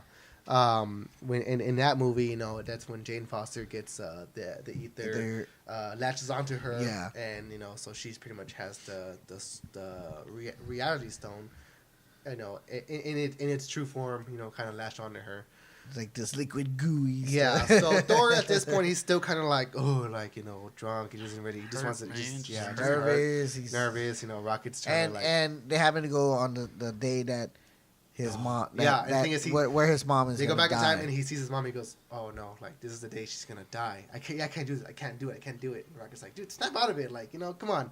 He goes, "I lost my whole family. And he names everybody. He goes, "I lost Quill, Groot, Gamora, Drax, that chick with the antennas." It's just like I like that he says look. He goes, "I'm sorry, but your mom is gone. My family's not. I lost my family. There are some people that are kind of gone. Yeah. I had my family. I had, and that's when he names everybody. And I like when he goes, and the chick with the antennas. So, which is talking about Mantis. Yeah. So, Thor just kind of gets nervous and he books it. Books it. So, we come back to Asgard and he sees his mom. And he's like, he's kind of like hiding from her. Well, and she eventually sees him. Well, she runs into him and she's all like, and he's like, hey mom, how you doing? And she's just like, she's just like, off the back. She's just like, you're not the Thor, that I know from my time. She knows, because she's just like, and she says the one line that the thing is there's so many just little hints and lines that hit me as an MCU fan so hard. She says the one line, she goes, "The future has not been kind to you, has it?" And she's like, "Oh my God," because she knows that he's just lost so much. He's hurting so bad. He says that when he goes, "I'm so from the future," and then so she's there, talking to him, and and I guess he tells her his whole story, that. He says that we could go back to him, and he's talking to his mom about how he didn't kill Thanos, so he actually kills him for real this time, and she's just like, and she goes, you need to not dwell on these failures. And she says this quote, which is the quote I've been searching for, which is an excellent quote. And she tells him, she says, "Everyone fails at who they're supposed to be. The measure of a hero is how they succeed at being who they are." And it's just like, oh man, that's not only a good quote for the MCU, but it's a good quote in general. Then he comes and says it on later on. He really took it to heart. And it's just like, and then I thought he was gonna be on P90X and after that and come back with the abs. The thing is like that, and then he's just like, "Thanks, Mom, for talking to me," and he Rocket eventually gets Jane Foster, gets himself, and he's running. He's like, "Thor, we gotta go," and he's just like, Thor's like, "Okay, I'm sorry, Mom, I gotta go," but then there's one thing I gotta tell you. But then no, he's all like, "Mom, no, wait," and she goes, "No, you're here to fix your future, not mine." She goes, "It's okay," and it's just like, oh man, she knows what's gonna happen. That's when I started kind of getting teary-eyed. But then the cool part comes, and he reaches his hand out, and it's a direct callback from the first Avengers, from when he's fighting the Hulk. He reaches his hand out, and it takes a pretty good second. And she even says, she goes, "Oh, it takes a while sometimes." And he gets Mjolnir back. Mjolnir. He gets the hammer back. And it's just like, Like, Oh, so that's one thing I was kind of wondering. Is that going to affect any like timeline or anything? It's not Back to the Future, man. But the thing is, yeah, But that's another thing too. We could get that. We could ask that same question later with Captain America, because there's some other stuff. Well, there's a lot of other stuff. Yeah, There's a lot of other stuff. But yeah, so they get the ether. So he pretty much just stole his hammer from himself. So his reality is fucked. But so you get the ether. Now let's jump to where you want to jump to now. So now we're gonna go a little back. We're gonna go to 2012. This is where the Battle of New York took place. 3 stones are in New York during this battle. If you don't know what the Battle of New York is, that's the first Avengers movie. So Loki has the scepter. Yeah, Loki the has Mind Stone. The scepter. It has the Mind Stone. It also has the Tesseract, which is a space. This is a space stone, and then it's in New York. And in New York, you have the Sanctum Sanctorum. Yeah. Where the Eye of Agamotto, where Doctor Strange is at, but it's not Doctor Strange so yet. I'm saying the Eye of Agamotto is in the Sanctum Sanctorum with the Sorcerer Supreme at the time, which is the ancient one. And dude, I'm so glad that I watched Doctor Strange a couple days before I went to go see Endgame, because I love the scene in Doctor Strange where the Ancient One dies, because she's just like, she embraces the death, and it's just her whole conversation about death. It hits me really hard because it's amazing. So to see her come back in this movie, I was like, oh my god, like, and she's there, like, and the thing is, like you wouldn't have guessed it, but she's there. She's helping the battle, like she's fighting, she's protecting the Sanctum. Yeah, like, oh, that's so awesome. Like, it's so good. Like. Oh, I'm so glad they got Tilda Swinton back. I'm so glad they got her back. That was an amazing part. I was kind of like, oh shit. That's what I said. That's one of the things that I liked, that when I said that they brought back characters that are either dead or have moved on. So that was an amazing part. Have you ever seen Doctor Strange? Yes, yeah, I've seen it twice. I actually kind of blew it off because I just thought it was gonna be boring. I never really read the comics on it. I never really read the Doctor Strange. But I watched it, and it was like 3 months ago, I think. I saw it and I really enjoyed it. Just like Ant-Man. Like, I didn't want to watch it, but I felt like I really had to watch those in order to watch Infinity War, and I really enjoyed that one, and Ant-Man and the Wasp. So there's 3 different timelines that the Avengers that are still alive have to go to. 3 different teams, and they have sub teams. So for 2012 during the Battle of New York, it's Hulk has to go to the Sanctum to retrieve the Time Stone. Mm-hmm. Captain America is assigned to retrieve the scepter that has the Mind Stone. Yeah, and then Ant-Man and Iron Man are to retrieve the Tesseract, the Space Stone. That's America's ass. So when Iron Man goes into at the time, which was Stark Tower, famous pose is a famous pose, dude. Even when they went back into the time and they said New York 2012, and they showed them like, the little circle around them, cool. And they're like, the first. It was just so that was just so amazing. And then I just like where. Where they do the pose when they come up to Loki, and Loki's like, "I'll take that drink," whatever. Yeah. And then Iron Man's making fun of Captain America's suit. He's like, "That suit did nothing for your ass." and Ant-Man's just all like, "It's okay. It's okay." As far as I'm concerned, that's America's ass. He has the best lines, and it's just like, oh. And then he even salutes. He goes, "That's America's ass." He was just a big fan. He is a big Captain America fan. And so that was pretty amazing. Oh, Captain Rogers. Eventually Hulk does. That's what I say about Ernst's ass. Eventually Hulk does retrieve the Time Stone from the Ancient One after an intense conversation. But that's a good conversation, though. And explaining. She knows. And she knew who. She already knew who. Because at first she was all like. She already knew who Strange was. Oh yeah, because he's on. I'm looking for Doctor Strange. She goes, she's like, you're about 5 years. Too early. He's like 20 blocks out. Yeah, doing surgery or something like that. Well, because she's looked into the future. When in Doctor Strange, how many times? Because she even checked to see if there's a future for herself. Oh yeah. And she's like, it only ends one way. And So like he my kind of God. like like when that part happens, it's like she knew, I guess. Yeah. She doesn't know why, because it just doesn't go yeah, past her time. because she's just like, she goes, because Hulk even tells her like, oh, He gave it away. Strange gave the stone away, and she's like, Willingly. Yeah. she's all like, wait, what? Like, Yeah, and she's all, he's supposed to be the best of us. And he He's goes, all, well, maybe he made a mistake. yeah. She goes, maybe I did. At first, I was like, well, wait. And she goes, but then she gives him the song. She goes, because she knows that. Yeah, and he was like, he it made that must have been decision for a reason, and the reason being is because it's it's a paradox. We One get way. it. We get it.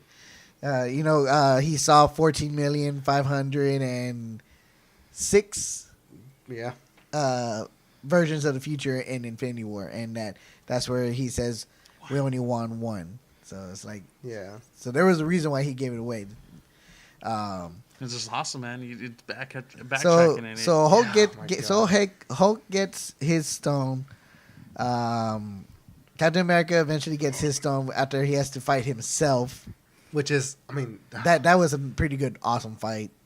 but before that, because supposedly, okay, I mean, we didn't see this in the Avengers, but we see it in Endgame.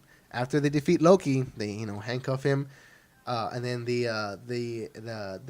Shield agents, Yes. or quote unquote and- Hydra and- agents, And that's another thing. returning characters. Speaking of Loki, I like that Tom Hiddleston came back. yeah, but even then, like the characters from Winter Soldier came back. From Winter Soldier. They came back. They hey, we're here to retrieve the scepter, take it back, whatever. So they put in a suitcase. They get in an elevator, and so present Cap, who traveled back in time, he's all like, Goes into the elevator, and it's so reminiscent of one of your favorite scenes from Winter Soldier. From Winter Soldier, where they're in the elevator and he's like, "Before we get this started, And think- does it anybody was- want?" I was so reminiscent. so waiting for that to happen. But I was like, "Oh!" Like- but then I liked where it went though. because I liked where it And went. the thing is, and I don't think a lot of people get what Yeah. happened there, because he says, Hell Hydra, and Or and, he and, goes, and, Hell Hydra. and in the Yeah. and in the comics. Yeah. And If one of the he- storylines in the yes. comics, he's a Hydra agent. So like that's like a Like, a it gave little nod. yeah. So it's just like, oh, I kind of like yeah. I got myself like like that's tight. Yeah, Yeah. Hydra, baby, like, and then he gets it. He walks up the elevator, All whatever, cool. all cool. But then he runs into Himself. 2012 Captain America, and he's like, I have eyes on Loki, because that Captain America knows Loki, Which was cool. shapeshifts. He's like, oh, like, and she goes, I'm not Loki, and they start fighting. He's I could do this all day. He goes, Yeah, I know. Yeah. It's like, oh my god. And then they go on and fight, and he tells him the one thing that he knows that would get to him, which is like, Bucky's alive. Bucky's alive. Like, he's what? And then, he knocks him out, and his ass is sticking out, and he's all like, That is America's ass. oh my god. So we already got two. We got the time stone and the mind stone Mind retrieve. Ant-Man and Stark fell at their mission. Where Because of the old Hulk. where old Hulk runs into Hey, that part scared me. into Yeah, Tony this is Stark because they make him take the stairs, so he's all pissed off. And No more stairs. And Tesseract slides over towards Loki. Loki kind of notices a lot, all the things that everyone's The missing. thing is, like, that's And a thing in its own. that's where Loki picks up the Tesseract and then takes off. As we know from the first Avengers movie, he leaves with Thor. back With to the Asgard Tesseract. with the Tesseract. But So they so fucked this up one, that, they fucked up that timeline. this timeline got fucked up. And I think this is where the Loki show is gonna kind of maybe take Disney place Plus, yeah. for the Disney Plus. So really excited for that. That's So pretty cool. they messed up. They're like, oh no, we didn't get the Tesseract. What are we gonna do? We only have so many pin particles to be traveling back in time. Which was So- an awesome part. So Cap and Iron Man can think like, oh, you know what?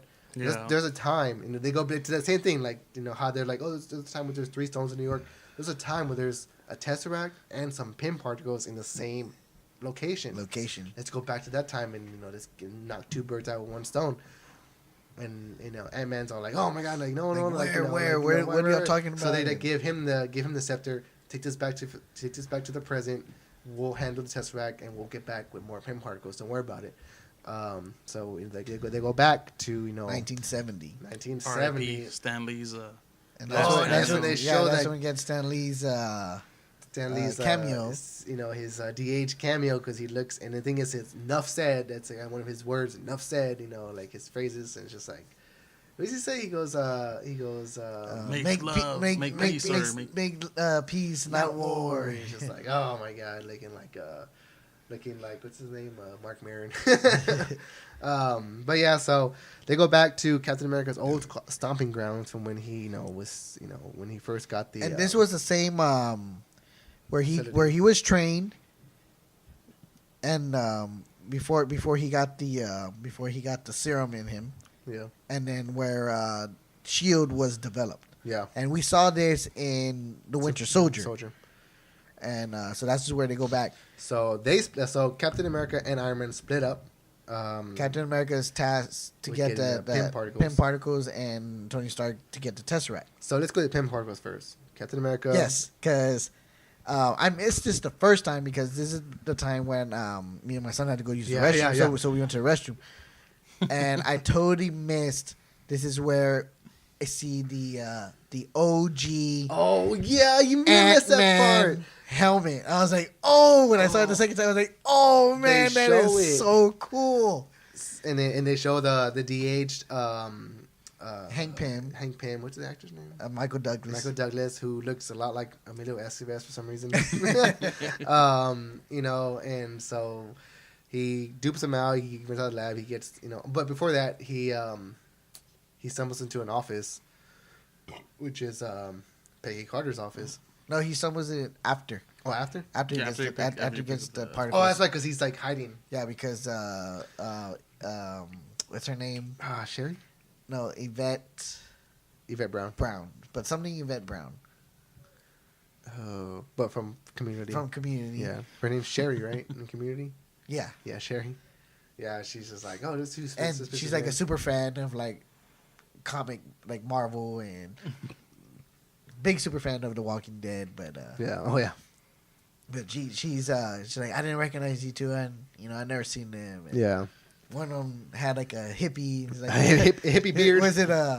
What did they say? Was it a Ringo Starr? Or was it a Bee Gees or BG? But yeah, so he hides he ducks into an office. Happens to be the office of his long lost love, Peggy Carter. But the thing is, he sees a picture of himself, the skinny picture. Oh my god, like that was a pretty good scene. Skinny picture. But not only that, reminds me of my skinny days. Get to go back to like 6th grade for those pictures. Oh, shots fired. What? It was like 2003. But we also get one of the best encounters in all of the MCU. Tony Stark is going to get the Tesseract, which he gets it. Which he puts finds it in a suitcase. Like no problem. It's funny because both of them get it like nothing. Yeah. Like he thought it was gonna be hard, but it's just a then really good part of the movie. He runs into a familiar face, and that of his daddy. Howard Stark. Daddy. Hey, Ernest. Daddy. What's the matter, Daddy? Dude, that like the first time I watched it, even the second time, like I just can't help but get choked up watching the whole scene. He's all like, what's your name? Howard. Oh, that's easy to remember. Last name? Potts. Like, hey Potts. Potts. He's all like, Potts. you want to get out of here? Let me get out of here. I'm taking the elevator up.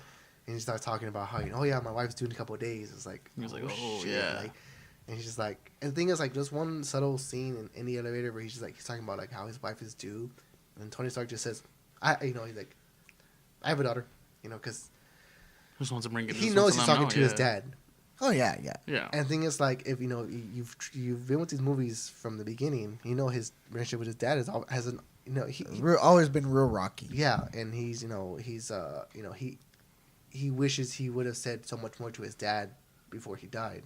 We saw that today when watching Civil War. Like he wished he had more time with the dad, and he wished he told his dad more that he loved him, he appreciated him. So like he's actually talking with his dad in the elevator, and he says, "I have a daughter."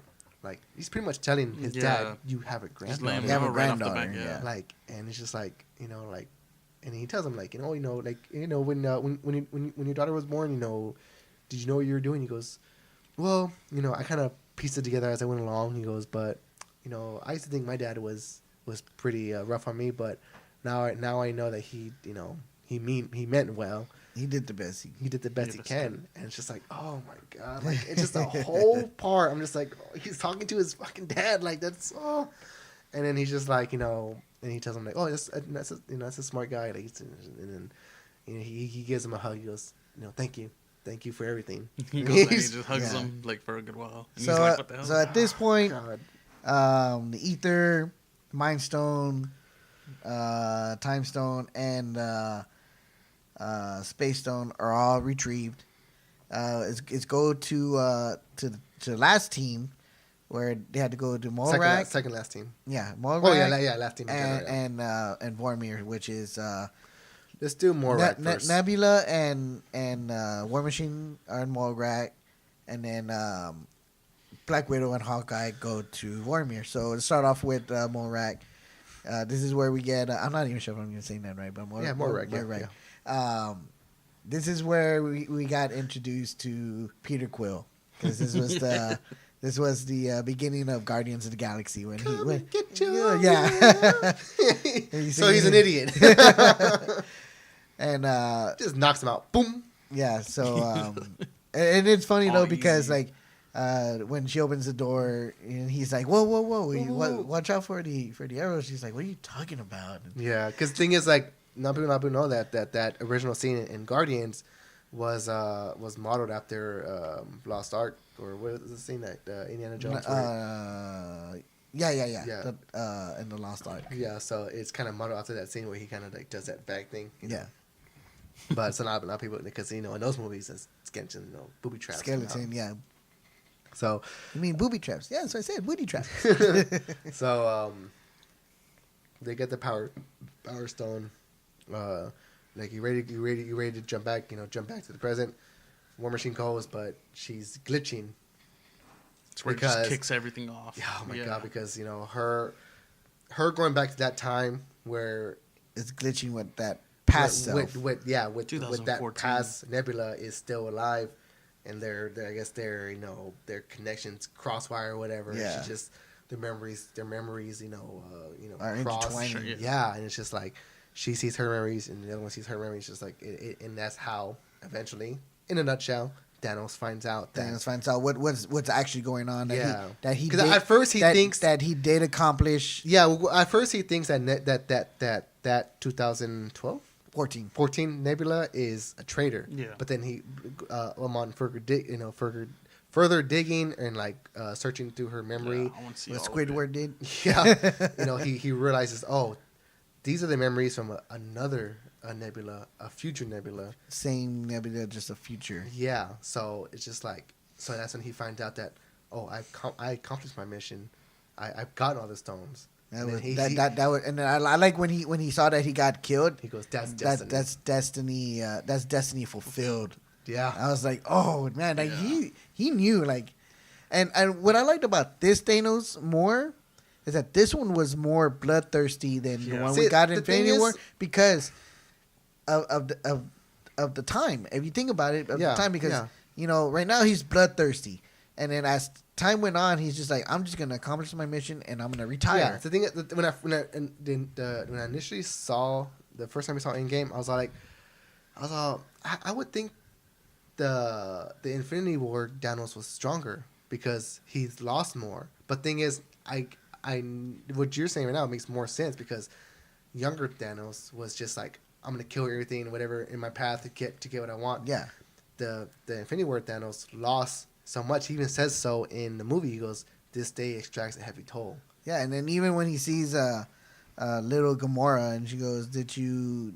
Yeah, did like you, he's more merciful. He's like, "Did you accomplish?" And he goes, "Yes." And What did it then, cost you? yeah, and she asked Yeah. him, "What did it cost you?" And he's like, "Everything." He's more like he I'll say even then, like after he grabs the last stone in Infinity, like he just dips. Like yeah, and he even tells, or even then, like he even tells Scarlet Witch, like, I've lost more today than you've ever known, my child. Like, Yeah. like he's more, like I said, he's more merciful. He knows. And then he even told Doctor Strange, like, once he accomplishes the mission, he's gonna just rest. He's Yeah. gonna As opposed to 2014, Thanos was just like, I just want to do what I want to fucking do. I'm gonna do whatever I want to do.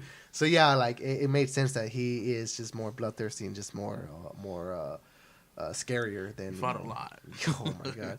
So that's how eventually Thanos finds out the plan that's going on in the Avengers. But let's. Where are we at right now with time? We good or should we take a break? One more break. one more. All right, let's take a break and we'll be back shortly, guys. Yow.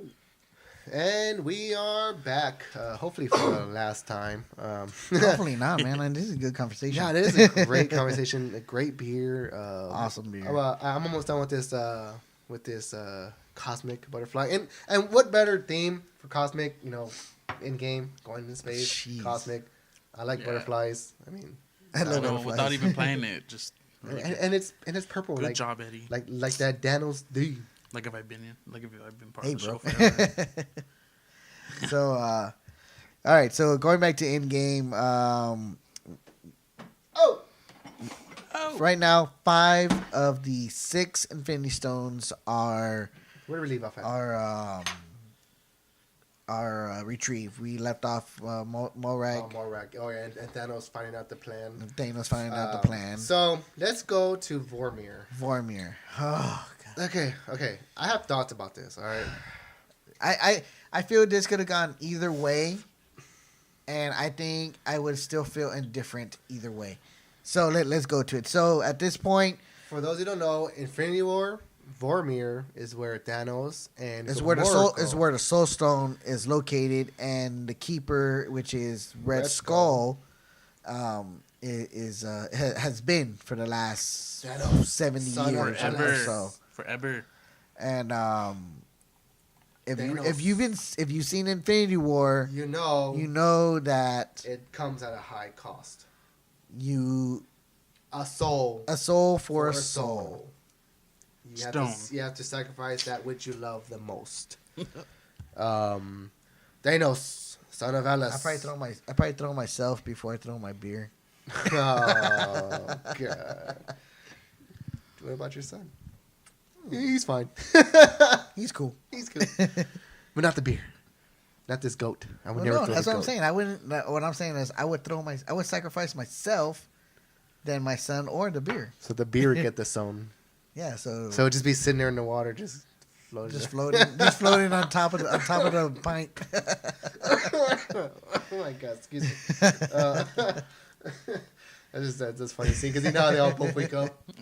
Did you see the beer? Just all watered down. It's a cosmic butterfly. That's where it's from. Yeah.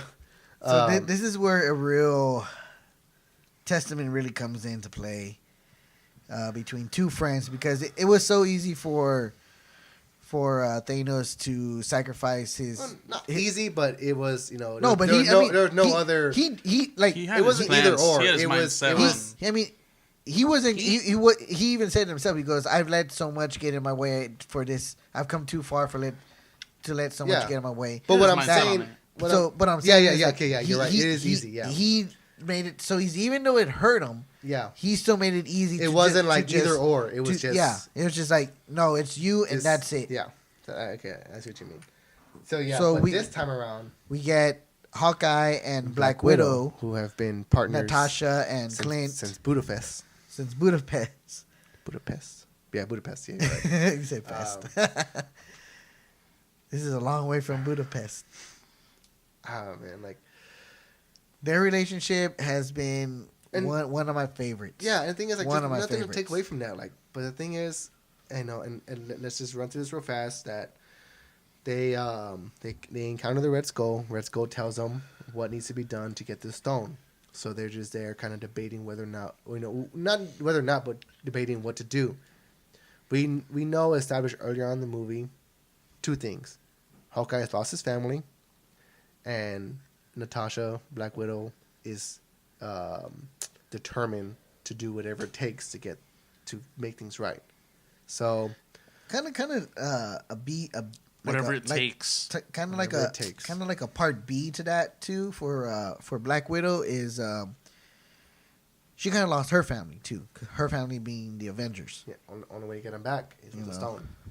So, Because she lost Clint due to what happened to his family. He wasn't the same anymore. Yeah. And then all her friends. Yeah. And so they're just like, we know what needs to be done, and they're just like, wait. Quick thing though. Quick thing before we go into this. So obviously we know there needs to be a sacrifice. When Red Skull comes and greets Hawkeye and Black Widow, I forgot what he says to Clint, son of so and so, but for Black Widow, who didn't know her, she mentions this. I didn't know my father's name. Says, Son of Ivan. Ivan Drago. No, I'm just kidding. Ivan was the name of Whiplash. Was it? Mm-hmm. Whiplash. From Iron Man 2. Wow. And they're both Russians. You'll see. She was trained by the Russian Is there anything like in the comics, or that they did that in like the movies, or is it like I don't know. you just got to dig deep into it? I think you probably just got to kind of dig deep. Find out next time on Dragon Ball Z. At Ivan Ballsy. So I really wanted to before the show started. I really wanted to try to dig into. Why are you gonna blow my mind on air right now? Honestly, it's like wow. But I started thinking about it. I was like, oh shit, because I Gotta go watch it again. I didn't snap to it till after I saw it the second time. I was like, oh shit, like daughter of Ivan. Like I wonder if they're talking about like, is it Ivan who played Whiplash, which was Mickey Rourke's character, or was it his dad? Because there's a deleted scene. I forgot in what movie. I think it might be Age of Ultron or might be Winter Soldier. There's a deleted scene where she talks about going back and trying to find her parents, and she says like, I didn't find them or something like, or whatever, so and so they gave me away.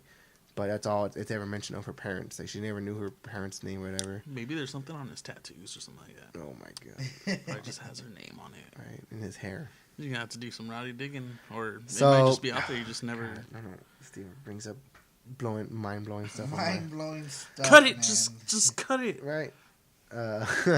So So I really do. back need and it. forward, they're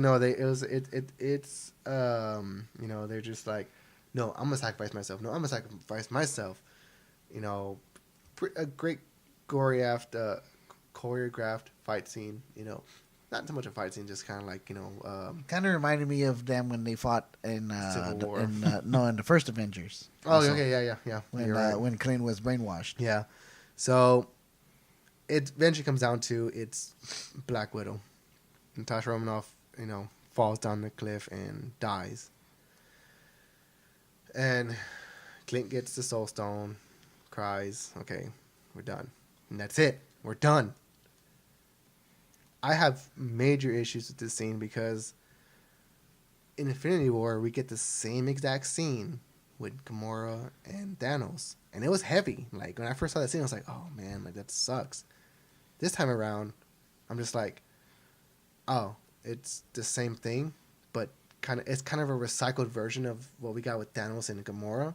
Well, no, But for a major character, no, but like, see, that's what I'm saying. I mean, Gamora was still a major character too, but not as major as Black Widow. Well, no, because she hasn't been there as long. Black Widow has been there since Iron Man 2. Yeah, and she's been an Avenger.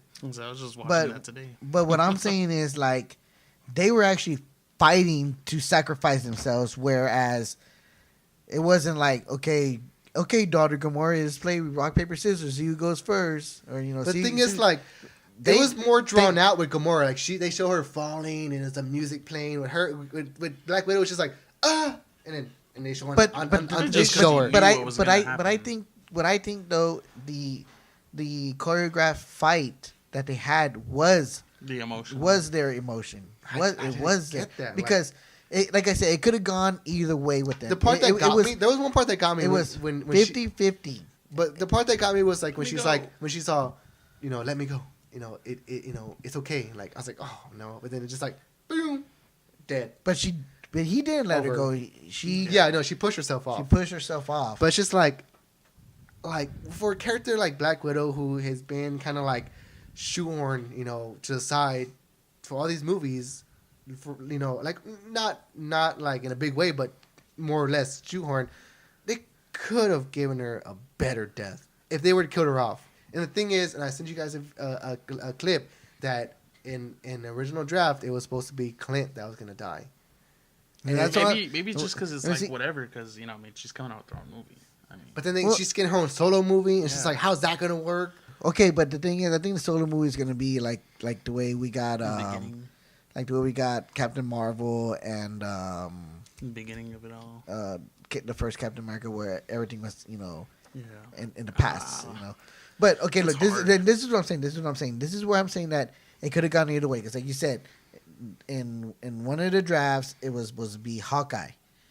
Because look, they both lost a lot. They both lost a lot. He was in Infinity War. He was so willing to, because of his family, and he was willing to sacrifice himself. Been an easy cop out to not see his family. But made sense. Would it still been as emotional when we got the call? But was it even that emotional? I mean, yeah, it was pretty like, cool, but it was so disrupted by, not really so far. Because he still got to answer and talk to her and hear her voice. I get that, but it's just what I'm saying it could have gone either way. Say if Hawkeye ended up being the one that sacrificed himself, I think we would have still gone, and it might have been even a little bit more emotional to see Hawkeye's phone ring and Natasha answering it. Yeah, that happened answering like I have bad news for you, but what up, girl? But I don't know. My thing is just like, to give a character as big as Scarlett Johansson's character in this this should have been more, but also, I mean, and the thing is, to get to kind of skip ahead, they didn't give her a funeral. Oh yeah. They give someone else a funeral, which it's well deserved to give that person a funeral, but it's also well deserved to give this character a funeral. And their reasoning behind it was like, oh, she's a spy. She was a fucking Avenger. She was an Avenger. People knew who she was. There's as much as little as it was to it. There's probably in a way there's like a whole lot more to it. Like they didn't want to give it away, Because what if if they give her a funeral, like that's it, like it's the end, It's kind of a way of just like, And there's even a thing like that they even said like, oh, like we didn't like like something about being I forgot what the exact quote was, but they're just like, oh, it's just a whole bunch of guys standing around like it was like it was just it left a bad taste in my mouth, and that's probably the one thing I didn't like about the movie is the whole Natasha thing. The part that she died, I have no problems with that. It's how she died. When I see her, when I saw her in the same pose as Gamora, when they showed her laying there after hitting the ground, I was still like fuck, damn. I was just like, oh, come on, like that's it, that's it, done with. That's it, like that bullshit. I'm sorry, I didn't like that at all. That's my one gripe about this movie is I did not like how they handled Scarlet Witch. Scarlett Johansson. Oh, ooh, Scarlet Widow. But okay, let's move on from this. I don't want to get too much into it. Okay, so at this point, all the stones are retrieved. Everyone comes back. But also, like, Nebula is not Nebula. Nebula is not Nebula. They capture the present Nebula. They have a past Nebula goes back into time. Yeah, she kind of disguises herself. They come back and Clint falls to his knees, and that's when they Hulk throws a bench. That's when they find out that Natasha sacrificed herself. I still have hope for her. I still have a lot of hope for her. Maybe the next Guardians film is them going to Vormir and trying to figure out how they're going to get her back, because we find out later in the film that the stones are put back in their place. There's probably a way she comes back, but I don't know. You know how to time travel now. I don't know. But either way, so a lot of heavy stuff at this point. They get the stones. I don't like it. Tony Stark I don't like it. built his own kind of gauntlet with his nanotech. Hulk is the only one that all could. of them are arguing. Okay, who's gonna do it? Thor's like, I'm Thor's gonna too do drunk. it. Thor's too drunk. Thor's like, I'm gonna do it because he's still got that sour taste in his mouth from everything that's been happening, and He just wants to do right, man. He just wants to do right by everything. But Hulk ultimately says, "No, you guys are gonna die. I have the gamma. I have the gamma. mainly just gamma. This is mainly just Right. gamma." You know, and that's when he goes, "I think I was made for this." So I thought that was pretty cool when he said that. Puts on the glove, It happens. He and snaps fingers. he's like in pain because it's just like ultimate power right now. Just you like know? Thanos. Ultimate power. And, No, Star Wars. just- no. Not yet. Not till December. And then finally snaps his fingers. Okay, now let's talk about that. There's not a big, like, boom, okay, boom, everyone's back. You know, it's just like real subtle, like. And he's I mean, it's still kind of like Thanos, though. I mean, And at he this just- point, they're once Or they Infinity War. once they get the stones and they're gonna snap everybody back. Their plan is to snap everybody back to the present time of 5 years later. Mhm. So when everyone comes back, they're It's coming 5 back. years ago. It's 5 years. It's 5 years later. 5 years has already still passed. So are they the same age or are they not the same age? It's so like, No, 'Cause- it's them. I don't know. It's weird. And And, then- I still there's some other stuff I have with that too. fucking high school. Yes. So, anyways, Wow. yes. It's like, damn. That's crazy. Yeah, that- 'cause, man, look at that. yeah. And It's like 5 years. Oh my gosh. Right, my son is 5. Unacceptable condition. so right when the snap happens, at the same time is when past Nebula brings Thanos' ship back to the time, back. time machine, or whatever. Yeah, The and, time machine. And once they do the snap, Ant-Man's like, I think it worked. And He goes- sees all the birds, and then no, but before that, you get the call from Hawkeye's wife. Hawkeye's wife. He's like, Laura, what's her name? I Yeah, remember. Laura. It was Laura. And Is it, then Vilma? And you hear Velma, Velma. Jinkies. I can't find my glasses. and Woo. man, they are bad. Bad. So bad. All right. Oh my god, let's talk about Velma for an hour. Those stockings. Oh, man. So yeah, at this point, they're like, I think it worked, and Hawkeye gets a phone call from his wife. Ant-Man Just get walks over to a window, smashed, bro. sees, and then that's when we see the shadow. Yeah, because the Hulk sha- is on yeah. the floor and he just like looks up and you just sees a bomb. Oh my god, where'd the sun go?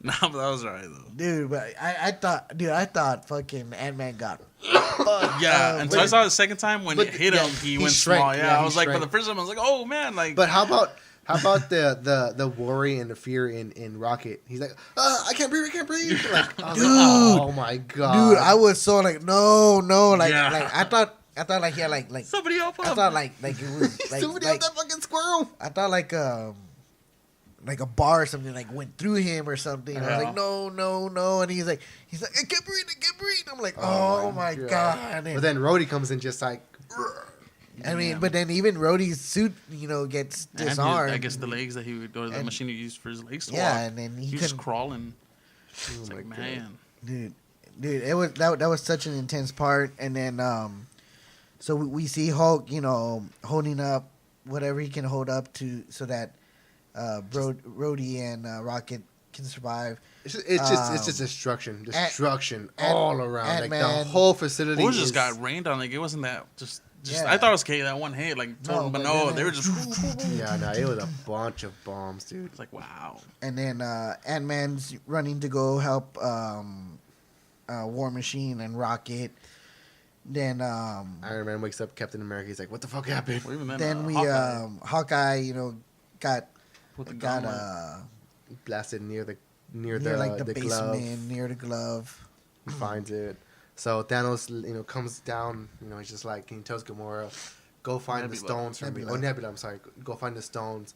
He goes, You I'll be know, waiting here. I'm gonna wait here. I like what he said though. Yeah, what are I you like gonna what do? he said. He goes, when she asked him, "What are you gonna do?" and he goes, "Only the, what did he say? He said something because it's him that he was really talking about.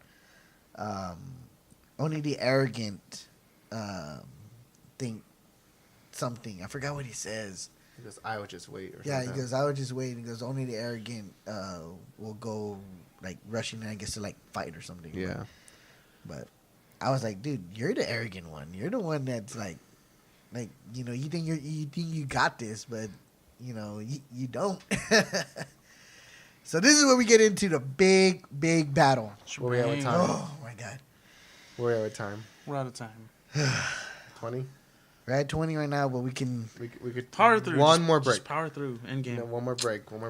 Let's do one more break. All right, guys, we'll be back. One more break. I swear to God, last one. We can get to some good stuff, so stay tuned, and I hope you guys stick around this long. So, Good night. and we're back from the last break, and for the last maybe like what 15, 30 hour. No, I'm just kidding. No, guys. We're down to the last. This is the end game. This is the end game of the end game. Oh my God, we're down to the final scene, the final battle scene. They What get is- blasted, man. They get blasted. Thanos is waiting, and we get our three heroes. Thor has both So Stormbreaker. so this is where I like that everything is the compound has been shot to shit. Shot the shit. Hulk is trying to save Rhodey and Rocket. Ant-Man's on his without way his strong arm. to help out. Hulk is kind of weak at this point because he's been wounded from the Infinity Stones. from the Infinity Stones. Hawkeye's got eyes or has the stones with the glove. He has the aliens. What they called? I Um, forgot what they're called. The aliens are from Infinity War. They came Yeah. back. They're chasing after him. You know, I trying think it to. starts with an R. I forgot what it was. I forgot what they were. Raven? No, not Raven. No, not Ravagers. The Ravagers were from Guardians of the Guardians of the Galaxy. Sorry, I saw that one too like, a couple days But ago. they're chasing after him. Yes. And so you got Thanos waiting for, just waiting because he wants, Nebula to bring back him the stones or someone to find him the stones. This is So, where this is where Iron Man wakes up Captain America. You know, he's kind of knocked out. and then they Says, they find Thor. They and find they- Thor, they- and he's Thor's just waiting. staring, Pissed. They ask him. and he sees, he's just staring out at Thanos. And he sees Thanos. He's just sitting there, and they ask him, What's he been doing? What's he been doing? He's Nothing. like, Absolutely nothing. So they go down there, man, and just like, and he tells them, he goes, "You couldn't live with your failure, and where did that bring you? Back to me. Now I know that, what I must do, because if I just knock out half of population, people like you are gonna just people with Grateful. hope are just gonna just gonna just keep churning back at me. No, now I'm gonna wipe out every single one of I'm you, gonna fugs you up. and with these stones, I'm gonna make a new a new world, a New grateful society. a grateful world." And he's all like, and they'll be grateful because they won't have you. And that's when it gets. Well, yeah, that's what Captain America goes out of blood. He goes, but you won't be in it. Yeah, but they won't know because you won't be there. And that's when the fight happens between Cap, Iron Man, And Thor Thor. versus Thanos. And the thing is, Thanos does not have the stones, and this is where we see Thanos' true power because he's keeping up with them. They're fighting him. He's You not know, keeping up with it. and, He's giving it to him. Yeah, Dude, so- that two-sided blade, Yeah. big ass Oh my blade God. that he has, dude. It's almost like Captain America's shield because he throws it and stuff, and it comes right back. And oh man, I mean, he's just like, Oh, they're- daddy. all three of them are just going at it, man. They're just going straight at it. Oh, Thor, like you were mentioning, Thor has Stormbreaker and Mjolnir. Mjolnir. Mjolnir. Majir has his hammer, and is fighting Thanos with both of them, and Thanos is just taking them out, man. He's just taking them out one by one. Knocks out Iron Man. Knocks out Captain America. I mean, they get some good shots out on him and stuff, but he knocks him out. He has Thor pinned down with Stormbreaker. He knocked out Iron Man. Kind of almost piercing him. Like the way, kind of like the way Thor did in Infinity War. Yeah, in his chest. In the chest. We see Man boobies. Mjolnir. I can't say it. We're so Mexican. We're not white. Mjolnir. The hammer. We see the hammer. Lifting up. Which one? No. We see the hammer lifting up. Oh my god.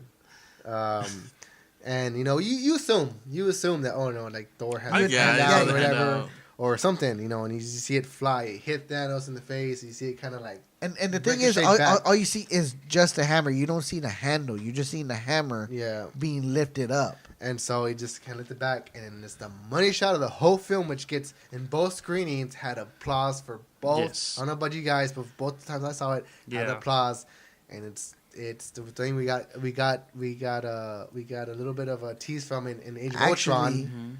Actually, in my second screen, I got a shh. Oh my god! I was like, I got a guy go, oh fuck! Oh, like, dude was like, it got pretty loud, but that dude like just stood out. Me and my son were there, and was like, yes, and then we got a shh. Like, dude, seriously? Get out of here! Yeah. In the second screening, even the lady next to me, she was an old lady. She was like, "Oh!" I was like, and then she just had a heart attack. Did we just become best friends? So the moment we're talking about is Captain America is worthy, and he lifts up Thor's hammer, and he has in his hand the shield in one hand, the hammer in the other hand. It was awesome. Oh my god! Thor says it, and he gives it to him. I knew it. And man, he just goes and just knocks Thanos up in his head. Give it to him, but it's like he knew how to use it. My favorite part that I liked when he was using it was when he threw the shield and he threw the hammer and it boom. Well, he threw the shield and Thanos reflected it, and then he throws the hammer at the shield, and you get the do and it knocks Thanos down. And it's like, I was like, oh dude, I was like, oh my god, and then he even still uses the lightning too. Oh, he uses like the lightning. Like he knew how to use it. I was like, my gosh. Which daddy. Oh, daddy. Which, like, I'm just like, oh, like, so is Thor still the god of thunder if Captain America could use the lightning too? Like, it's kind of like, I'm like, whatever, I don't care. He's using the hammer. I love this. This is so awesome. The way it should be. But, Thanos being Thanos, he's strong. Oh, dude, he's strong. Dude, Thanos wrecks some shit, dude. And then he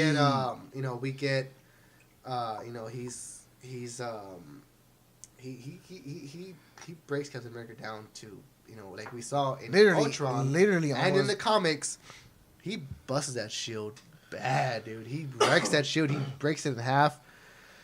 And he just he brings even with the hammer, he brings Captain America down to his to his very last breath, and he's just like, and Thanos brings his army out with the Dark Order, with the Chitauri, with all of it, and he's just like ready to start a war.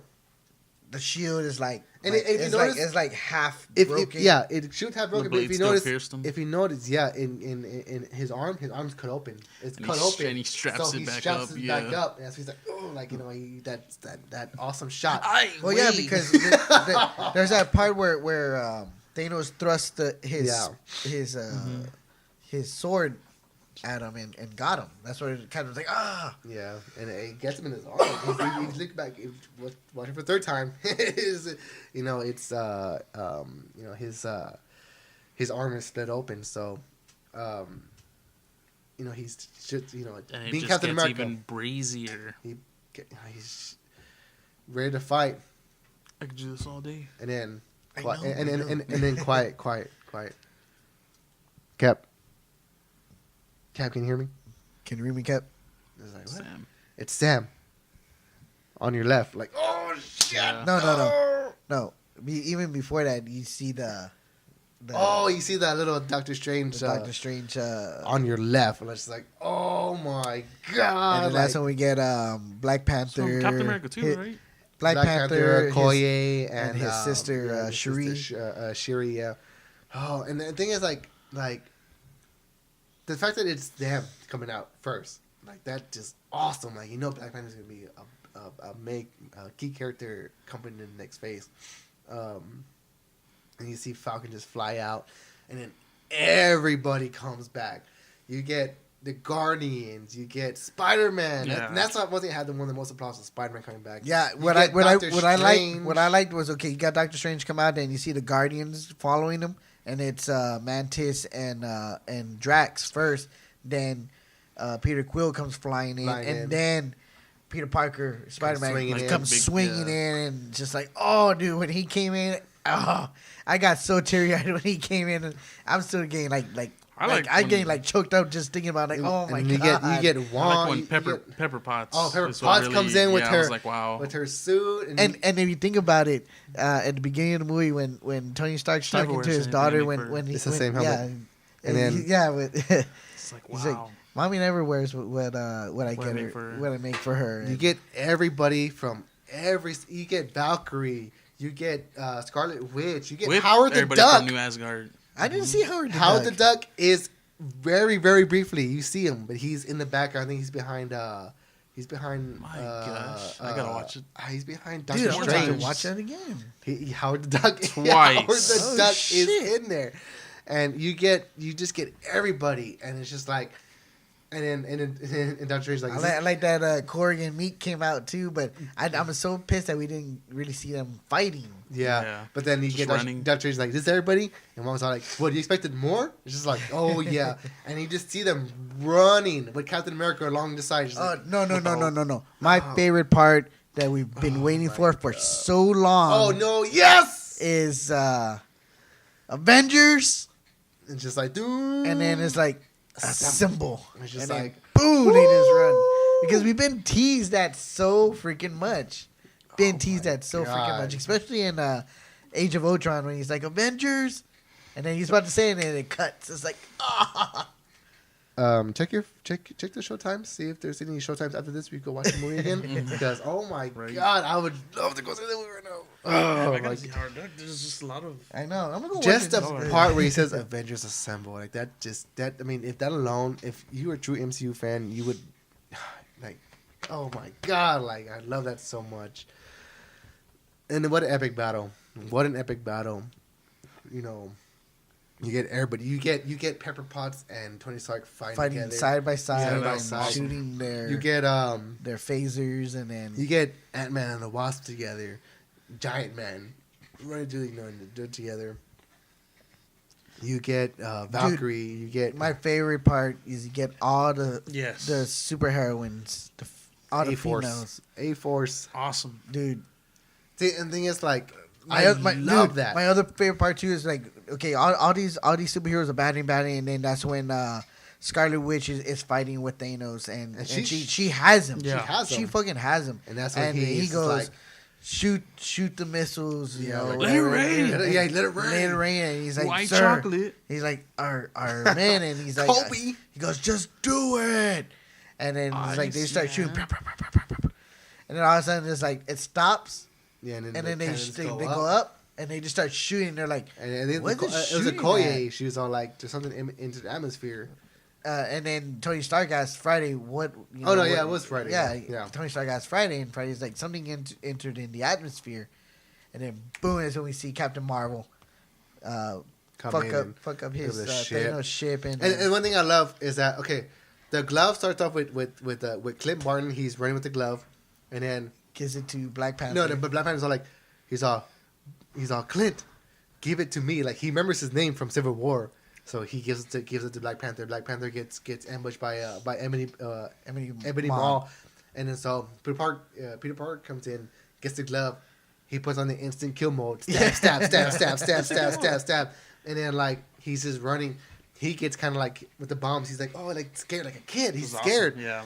And then like. Well, yeah, and because he just got back from being dusted. And then Captain Marvel comes in, and I love the way she says it. He's like, "Oh hi, He's like, hey, it's Peter Parker. He's like, hi, I'm Peter Parker. She goes, hi, Peter Parker. Like, Yeah. you got something for me? Like, oh, I love that. It's just like, oh, like this, like that damn, like that dynamic.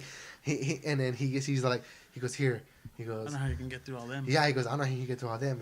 And then it's who is it? It's who says it? I think it's Scarlet Witch or who says it? Is it Koye? He's go, oh, Yeah, she has help. It's Okoye because she has help. Because remember, Black Widow was the one that said she's not alone. Yeah. When Scarlet Witch was in trouble. Yeah, so it's And Okoye. She goes, War, so it's Okoye. she has help, and this is all the females, like all the women in all these movies, all of them, Mantis, even Gamora. I mean, Gamora at this point has turned up. Nebula, yeah, it's just like, oh my god, gosh, Valkyrie. Oh god. I liked it. I even liked it too when Hope showed up and she's. It is. And then she Captain Marvel always gets the because the thing is they're trying to get the glove into the vortex to the quantum realm and then that's when Thanos destroys it and then boom and then he gets the glove and then Captain Marvel and Thanos having their battle and he headbutts her and he's like, I thought like, man, that's it. Like This dude's screwed. Yeah, but then he takes out the Power Stone and just fucks her up. Oh yeah, and that's what that's what I like though, is because it's like he knew he couldn't defeat her, and he just like takes it out, fucks her up, puts it back in. He's about to snap, and then Iron Man comes, and he just kind of like takes him, and then and then he hits him, and then Thanos snaps. He's like, he goes, "I am inevitable," and he's like, "Wait, what?" And then like that, and then he goes back, shows Iron Man.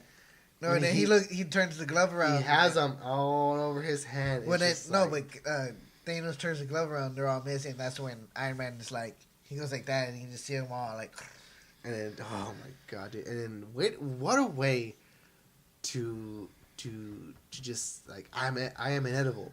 I am Iron Man, and then boom, like oh my. And that's what I like because that dates back to the first Iron Man movie when he's like when he's supposed to be like telling people, no, that wasn't me, I was over here in vacation, and he goes, you know what, I am Iron Man. Just and then I mean, if you're not an MCU fan, what a way to just to kill him off. No, straight up to just end that, dude. Like to just that's right. He snaps. I teared up like I was gonna say before. And just like shit, like he snaps. Not so much that moment, but when Yeah, but even he snaps, and they win. All Thanos' side dust. So did Gamora gets dusted. go too? No, because at the funeral I was like, she wasn't there, and I was just because like, she doesn't know the Guardians. She doesn't know them. Yeah. So I think that's gonna be part of the next movie. Also, is kind of like Oh, I forgot too. It's like when they snap, it's like I guess they think about who they're, because I mean, I guess you could. Yeah, that could be a whole other conversation. Yeah. But man, when Peter Parker's there and he has his final moment with them, and so emotions. And the thing that he snaps, all the Thanos and his crew. I like that. I like it took a while for Thanos to get dusted. Like it showed everybody else getting dusted real quick, even all the ships and everything. Yeah. And then it finally showed Thanos, and it's just like. I just like that he accepted it. Like he knows he accepted it to defeat. He's just like. And he gets dusted. And he just gets dusted. There's no like, no or no nothing dramatic. It's just. Damn you, editing kids and that dog. That meddling kids. That would have been cool though. They did show the dog from Guardians of the Galaxy. I'm pretty sure he was there too. But I mean, I didn't even see Howard the Duck. But I mean, we come to the end, and this is, they said, such an amazing movie. It was 11 years, an amazing, emotional roller coaster. But we're not gonna overshadow the part that Tony Stark. He snaps, and obviously, and it's foreshadowed before in the movie where Hulk says, "If any of you other guys do it, you guys will die. This is why I have to do it." So when Tony Stark does it, and the thing is, he's so decayed, he doesn't even say a word. So the first one to come up is Rhodey. He just the look that he gives Tony Stark. He knows, and he doesn't say much. He doesn't say anything at all. And then you get Tom Holland with his acting, dude. His acting. He did it to us in Infinity War, and he does it to us again. Mr. Stark, we did it. He kind of even did it to us in Homecoming as well. Oh yeah, God, God damn him, and his Broadway acting. He's like, Mr. Stark, we did it, we won, and but the part that gets me, and like, oh my God, like, I tear up every time I see it. And when we were watching it for the first time, I don't know if you saw me, I started bawling. Is when Pepper Potts tells Tony, like, I was on the edge of my seat the whole fight scene, and that part came on, and I like sat back. I was like, man. But she tells him, and not only does she tell him for the sake of the movie, but she tells him for the sake of like us fans, is we're gonna be okay. Like, shit, like, that shit fucking gets you. I like that. He didn't say nothing. Yeah, I mean, he didn't say nothing. He just looks at it. Just struggling. He's just looking at him, and just like he wants to say something, but it's just like they're telling him like. You could, and it goes back to what she said in the beginning. Is you could rest now. Just rest. You did what you had to do. Just rest. And it's just like, oh shit, like. And then the part that got me even more was when you're at the lake, and he showed everybody, and it just shows that fucking damn that arc reactor from the first film, proof that Tony Stark has a heart. I started crying, dude. I'm crying right now because, like, holy shit, like, God damn it, that shit got me so bad. I can still hear it in his voice right now. I don't care, dude. Like, that shit fucking gets me. Just cut it. Nah. Don't cut it. Fuck you guys, like, come on. No, like, that's cool. No. I mean, no, dude. Even the second time around, I saw. I was just like, oh, I'm just gonna leave it in the theater. That's what she said. Oh man. Oh man. But no, like, it was like that. How you know, like, this is how you know it. This is a fucking amazing invested. show, amazing movie. Read the shirt, man. I mean, like you've been invested for over what, 11 years in a fucking franchise. 22 movies. Like, This is a 22nd movie. The thing is, like, I didn't know that I was that invested in it that it made me cry to where, like, I'm actually there crying. I'm like, holy shit, like. Even now I'm just like, why am I crying? It's a fucking movie, but still, dude, like, Not even that. It's a superhero movie. Why am I crying? It's not like it's a Notebook. see, and I just see anyone you Or it guys, was. like, I Titanic. don't care. Like, people could like, oh, were you fucking crying on the fucking show? Like, I don't care. I put myself out there to cry because I love this shit. That's why we do geeking and drinking, because we love to geek so much about this stuff that to where it means something. Find something out there that you are that passionate about. And talk about it. I don't do it. I don't give a shit. Just makes you want to be a good person. Ernest is over here crying about the NFL draft this past weekend. It's all right. Yeah, Steven's crying about the Spurs coming out of the playoffs. I wasn't crying about that. I was crying about Game of Thrones. Like, it's all good. Like, I'll cry. I don't care. The passion's there. I know the passion's there for you guys. But man, like that, cheeseburgers. I love cheeseburgers. Oh yeah. God. And that was another throwback. And let's talk about that. Throwback. Let's talk about that one kid that's not supposed to be there, but was there. Stupid Iron Man 3 kid. I said he right off the back. I know he asked me, he goes, "Who's that?" I was like, I don't fucking know. I get it why he was there, but did he really have to be there? Did he really have to be there? Unless he's gonna take over the mantle. I mean, and if I say yes because this all started with Iron Man. So I think they were just trying to bring back everything that was meaningful to him. Yes.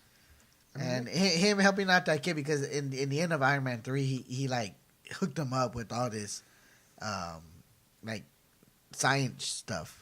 All this equipment and stuff. I don't remember that because I don't remember that movie at all. Yeah, at the end of Iron Man, I'm the Mandarin. At the end of Iron Man 3, he hooked up the kid with a whole bunch of dildos, with a whole bunch of stuff, a whole bunch of his tech stuff, and to help that kid progress because he saw that kid had potential, in making stuff like the way he was when he was a kid. That's cool. I can now it's like a kind of, but I don't know. I feel like it could have been bigger. I guess. Let's see. I'm gonna read a little bit some responses. A friend of the show, Eloy. I reached out on social media, which I'm very disappointed on. For people who saw the movie, maybe most of them haven't seen the movie. I wanted to get our followers' thoughts on the movie. Friend of the show, Eloy, says that Endgame came through. The beginning was great. I loved Hawkeye. He was featured. Had a great storyline. I was blown away on how awesome the 80s and 90s references were brought up as far as Hot the Time Machine, all the stuff. Back to the Future, blah blah blah. Terminator. Yeah. To see Thanos be okay with what he did shows how he's the ultimate villain. Die Hard. Yeah. Thor stole the show for me. Looking like he had way too many craft beers. The superhero was Black Widow. Second was Iron Man. Marvel came through in the clutch. Loved Spider-Man. Iron Man much father something. Overall, really enjoyed the Avengers saga. And I'm not. He says he's not really educated on the Marvel comics, but he loves this movie. Love you guys and cheers. So that was Eloy's thoughts on the movie. Also, you mentioned earlier, cousin Pablo. He has some questions about some things. And we'll explain that in another episode because that's a whole other conversation too. Yeah, but that is really a whole other conversation. All he wrote was "quote unquote" "I love you 3000." It was a heartbreaking part. But he wanted us to explain the Captain America ending when he was old. And but yeah, like Steven said, that is a conversation we will have on the next episode because that is a long conversation. I mean, this one was already long. Just trying to get through this fucking. Yeah. So Pablo, I feel like I already watched the whole movie again for a third time. I cried. So Pablo, we will answer that question and we will get into that in the next episode. We promise you. We would get to it now, but we spent almost 3 hours on this episode, so almost as long as the damn movie. Yeah, so guys, we really hope you stuck around for all this conversation, and to see Eddie cry, like a bitch. Just let it play through. Let it play through. I use my tears as lubrication. And if you haven't already, check out the Thirsty Goat, the Amber Ale from Thirsty Planet. Just all of them. Check out the Yellow Armadillo, which is the American Wheat Ale. And check out their Thirsty Goat, which is. I already said that. Oh, you did? Okay, I didn't hear. Oh my god! Oh my god! Here, get the beers away. I was. Steven was highlighting the purple. I was mesmerized by the purple here. Oh yeah, but also try the Thirsty Goat. Cosmic Butterfly. For those who live in Austin, Round Rock, in that area, it is available in stores. Check it out. It's awesome. It is so good. For those who live in San Antonio, for all I know right now, check out Flying Saucer because I know they'll have it in a couple of weeks. So it's really good. It's purple beer. We'll give you a list. Yeah, we'll give you a list once we get that list. We'll check back and we'll give you a list of where the draft will be available here in San Antonio. But yeah, definitely check it out. Thirsty Planet in general, they're I know right now they're trying to get their tap room up and going. They're going to be opening up within about 6 months, within a year.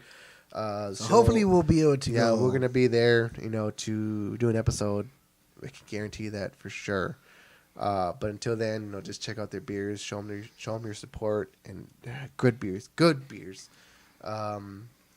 And also go to Etsy and check out Derek Jenkins' shop, which is at DJ Custom Etching Sketch. DJ Custom Etching. Link down below. We got some awesome glasses, and thank you again, man, for these custom glasses. They were awesome. So we're gonna go ahead and head off now. And thanks for Ernest for filling in for Matthew and. I kind of feel like Matthew wasn't even missed. I kind of felt like Ernest was Matthew because he didn't talk much. What? Oh! You're gonna have to be editing me out. Yeah, I'm gonna edit It's this. gonna be like a Jared Leto. Oh! Gotta go. But, thanks, guys. Make sure to subscribe on Apple Podcasts, Spotify, Google Play, everywhere you find podcasts. Search us. We're there. Check us out on the YouTubes, obviously, because we're there. On the interwebs. Share with your friends. Share with your family. Share with Mother, your brother, your father. yeah. And follow us on Instagram, Twitter at Geekin_Drinking, and Facebook at Facebook.com/GeekinDrinkingPodcast. All the links in there below. Check it out. Whatever. Or not. Cheers!